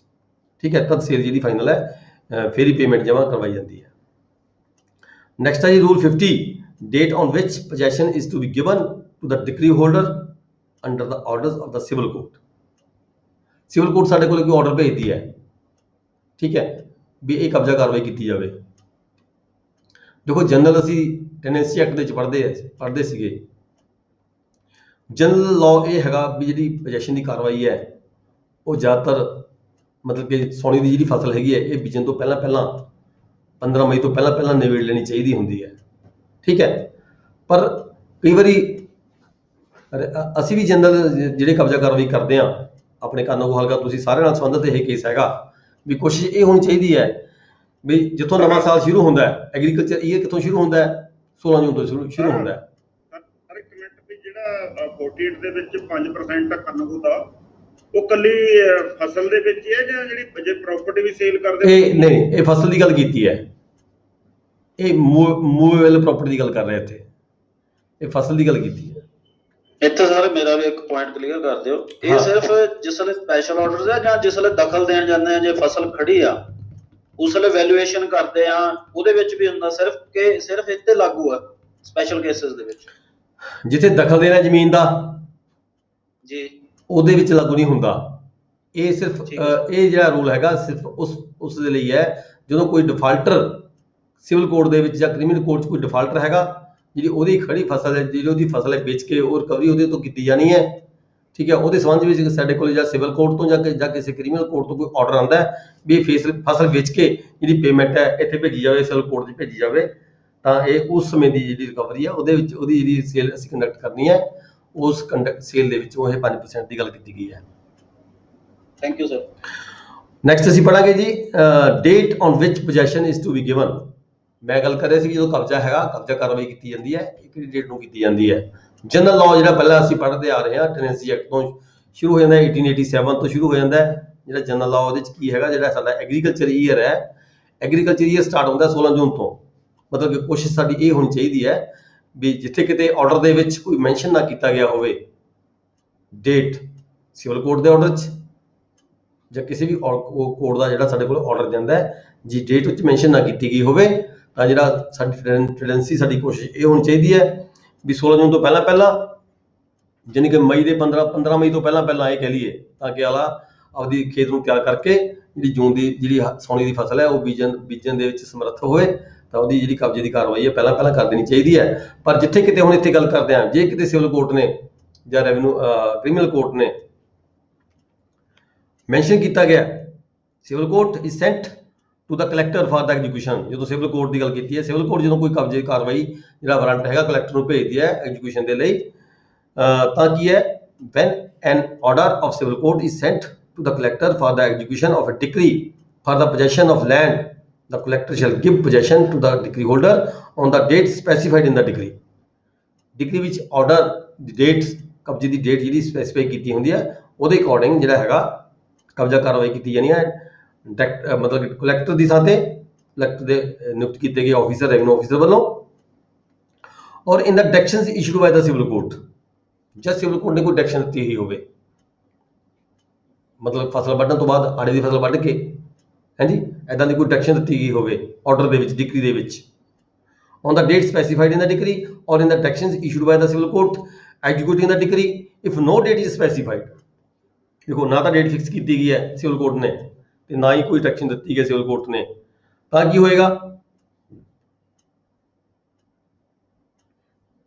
if no date is specified in the decree or by the civil court and the land of which the possession is to be given is in the cultivating possession of the JD ਕੌਣ ਹੁੰਦਾ ਹੈ, ਜਿਹਦੇ ਖਿਲਾਫ degree ਪਾਸ ਹੋਈ ਹੁੰਦੀ ਹੈ, ਠੀਕ ਹੈ, ਉਹਦੇ ਕਬਜ਼ੇ 'ਚ ਕੋਈ ਜ਼ਮੀਨ ਹੈ ਜੀ,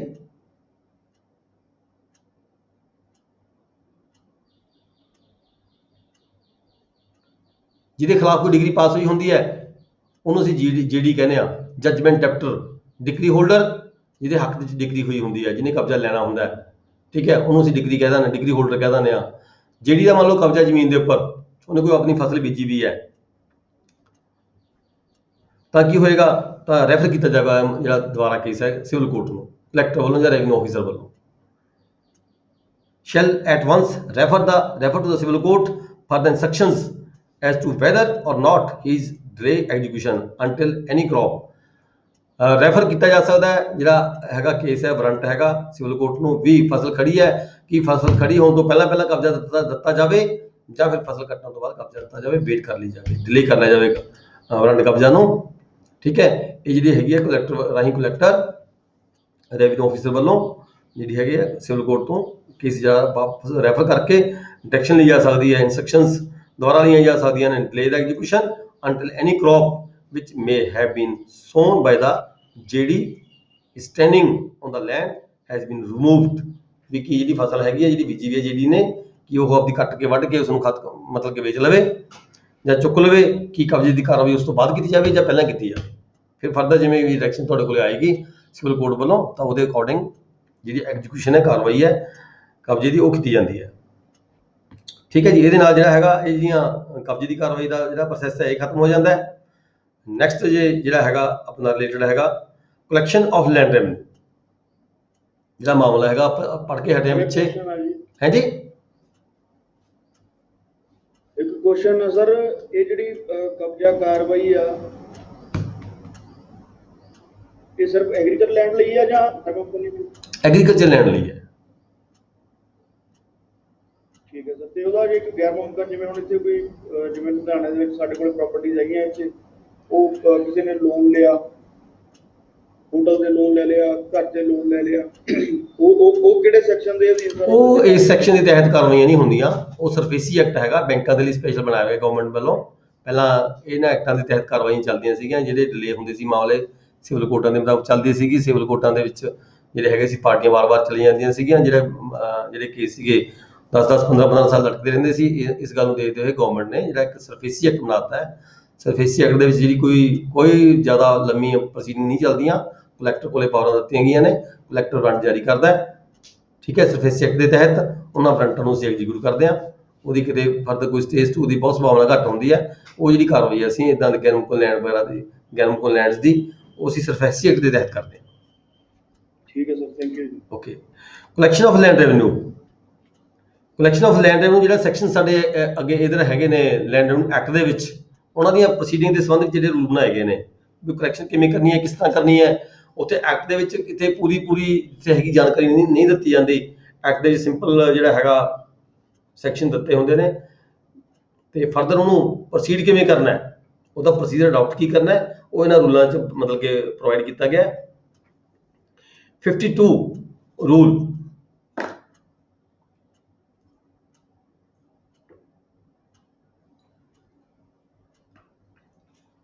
ਰੂਲ 52 ਕੀ ਕਹਿੰਦਾ ਜੀ? ਦੇਖੋ, ਪਲੇਸ ਆਫ ਪੇਮੈਂਟ। ਉਰਦੂ ਹੀ ਲਾ ਲਓ ਕਲਾਸ ਹੀ, ਹੁਣ 8:30 ਹੋ ਗਏ ਜੀ। ਅੱਛਾ, ਓਕੇ, ਗੱਲ ਤਾਂ ਠੀਕ ਹੈ ਤੁਹਾਡੀ, 8:30 ਹੋ ਗਿਆ। ਠੀਕ ਹੈ, ਆਪਾਂ ਇੱਥੇ ਬੰਦ ਕਰਦੇ ਹਾਂ ਇਸ ਨੂੰ। ਸਰ ਜਿਹੜਾ ਪੜਾਇਆ ਇਹ ਵੀ ਪਹਿਲੇ ਪੇਪਰ ਨਾਲ ਰਿਲੇਟਡ ਹੈ ਜੀ? ਹਾਂਜੀ ਹਾਂ, ਜੋ ਪੜ੍ਹਾ ਰਹੇ ਹਾਂ ਆਪਾਂ ਅੱਜ, ਇਹ ਸਾਰਾ ਪਹਿਲਾ ਪੇਪਰ ਹੈ ਔਰ ਬਹੁਤ ਹੀ ਇੰਪੋਰਟੈਂਟ ਜਿਹੜਾ ਆਪਾਂ ਵਿਸ਼ਾ ਪੜ੍ਹ ਰਹੇ ਹਾਂ। ਪੇਪਰ ਦੇ ਵਿੱਚ ਪੂਰਾ ਆਉਣ ਦੀ ਸੰਭਾਵਨਾ ਹੁੰਦੀ ਹੈ, 20-25% ਦਾ ਨੰਬਰ ਆਉਂਦਾ ਤੁਹਾਨੂੰ ਇਹਦੇ ਵਿੱਚੋਂ। ਠੀਕ ਹੈ, ਬੜਾ ਧਿਆਨ ਦੇ ਨਾਲ ਪੜ੍ਹਨਾ ਤੇ ਥੋੜਾ ਰਿਵਾਈਜ਼ ਵੀ ਕਰ ਲਿਆ ਕਰੋ ਜਾ ਕੇ। ਠੀਕ ਹੈ ਜੀ, ਤੇ ਕੱਲ ਨੂੰ ਅਸੀਂ ਪੜਾਂਗੇ ਐਕਟ ਦੀ ਕਾਰਵਾਈ। ਹੈ ਜੀ, ਸਰਵਿਸ ਐਕਟ ਦੀ ਕਾਰਵਾਈ ਕਾਨੂੰਨ ਕਰੂਗਾ ਜਾਂ ਸੀਆਰਓ ਕਰੂਗਾ ਜੀ? ਦੇਖੋ ਜੇ ਸੀਆਰਓ ਨੇ ਤੁਹਾਨੂੰ ਮਾਰਕ ਕਰ ਦਿੱਤਾ ਤਾਂ ਤੁਸੀਂ ਕਰੋਗੇ। ਠੀਕ ਹੈ, ਜੇ ਸੀਆਰਓ ਨੇ ਮਾਰਕ ਨਹੀਂ ਕੀਤਾ ਦੈਨ ਸੀਆਰਓ ਕਰੇਗਾ। ਹਾਂਜੀ ਹੈਲੋ ਹਾਂਜੀ ਸਰ, ਜਿਹੜਾ 1887 ਤੇ ਪੰਜਾਬ ਲੈਂਡ ਰੈਵਨਿਊ ਰੂਲਸ ਨੇ, ਇਹ 1887 ਨੂੰ ਲਾਗੂ ਕਰਨ ਲਈ ਬਣਾਏ ਗਏ ਨੇ ਜੀ? ਜੀ ਜੀ ਜੀ, ਇਹ ਦੇਖੋ ਰੂਲਸ ਜਦੋਂ ਜਿਹੜੇ ਐਕਟ ਹੁੰਦੇ ਨੇ ਨਾ, ਐਕਟ ਜਦੋਂ ਬਣਦੇ ਆ ਵਿਧਾਨ ਸਭਾ ਵੱਲੋਂ ਬਣਾਏ ਜਾਂਦੇ ਨੇ। ਠੀਕ ਹੈ, ਐਕਟ ਦੇ ਵਿੱਚ ਬਾਰ-ਬਾਰ ਅਮੈਂਡਮੈਂਟ ਕਰਨੀਆਂ ਬਹੁਤ ਮੁਸ਼ਕਿਲ ਹੁੰਦੀਆਂ ਨੇ, ਕਿਉਂਕਿ ਜਿਹੜੀ ਲੈਜਿਸਲੇਟਿਵ ਅਸੈਂਬਲੀ ਹੁੰਦੀ ਹੈ ਉਹਦੇ ਵੱਲੋਂ ਬਣਾਇਆ ਜਾਂਦਾ ਹੈ। ਉਹਦੇ ਵਿੱਚ ਬਾਰ-ਬਾਰ ਅਮੈਂਡਮੈਂਟਸ ਨਹੀਂ ਕੀਤੀਆਂ ਜਾਣੀਆਂ ਜਾ ਸਕਦੀਆਂ, ਬਹੁਤ ਮੁਸ਼ਕਿਲ ਕੰਮ ਹੁੰਦਾ ਹੈਗਾ ਉਸਨੂੰ। ਤੇ ਇਸ ਕਰਕੇ ਜਿਹੜਾ ਗਵਰਨਮੈਂਟ ਨੂੰ ਇਹ ਐਕਟ ਦੇ ਵਿੱਚ ਹੀ ਇੱਕ ਪ੍ਰੋਵੀਜ਼ਨ ਦਿੱਤੀ ਜਾਂਦੀ ਹੈ। ਐਕਟ ਦੇ ਵਿੱਚ ਹੀ ਇੱਕ ਸੈਕਸ਼ਨ ਦਿੱਤਾ ਹੁੰਦਾ ਹੈ, ਉਹ ਸੈਕਸ਼ਨ ਦੇ ਤਹਿਤ ਸਰਕਾਰ ਨੂੰ ਪਾਵਰ ਦਿੱਤੀ ਹੁੰਦੀ ਹੈ ਕਿ ਸਰਕਾਰ ਇਹਦਾ ਜਿਹੜਾ ਪ੍ਰੋਸੀਜਰ ਹੈ ਉਹ ਬਣਾਉਣ ਦੇ ਲਈ ਜਿਹੜੇ ਰੂਲਸ ਹੈ ਉਹ ਬਣਾ ਸਕਦੀ ਹੁੰਦੀ ਹੈ। ਇਹ ਰੂਲਸ ਵੀ ਹੈ ਜਿਹੜੇ ਬਣਾਏ ਗਏ ਨੇ। ਥੱਲੇ ਆ ਜਾਣਾ ਨਾ, ਕਹਿੰਦਾ ਇਹਦੇ ਏਜੰਟ ਜੋ ਜੇ ਇੱਥੇ ਥੱਲੇ ਆਉਣਾ।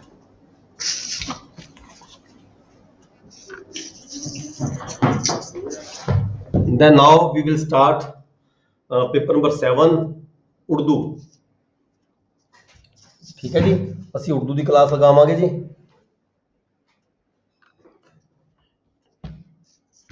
ਸਕਰੀਨ ਕਰੋ।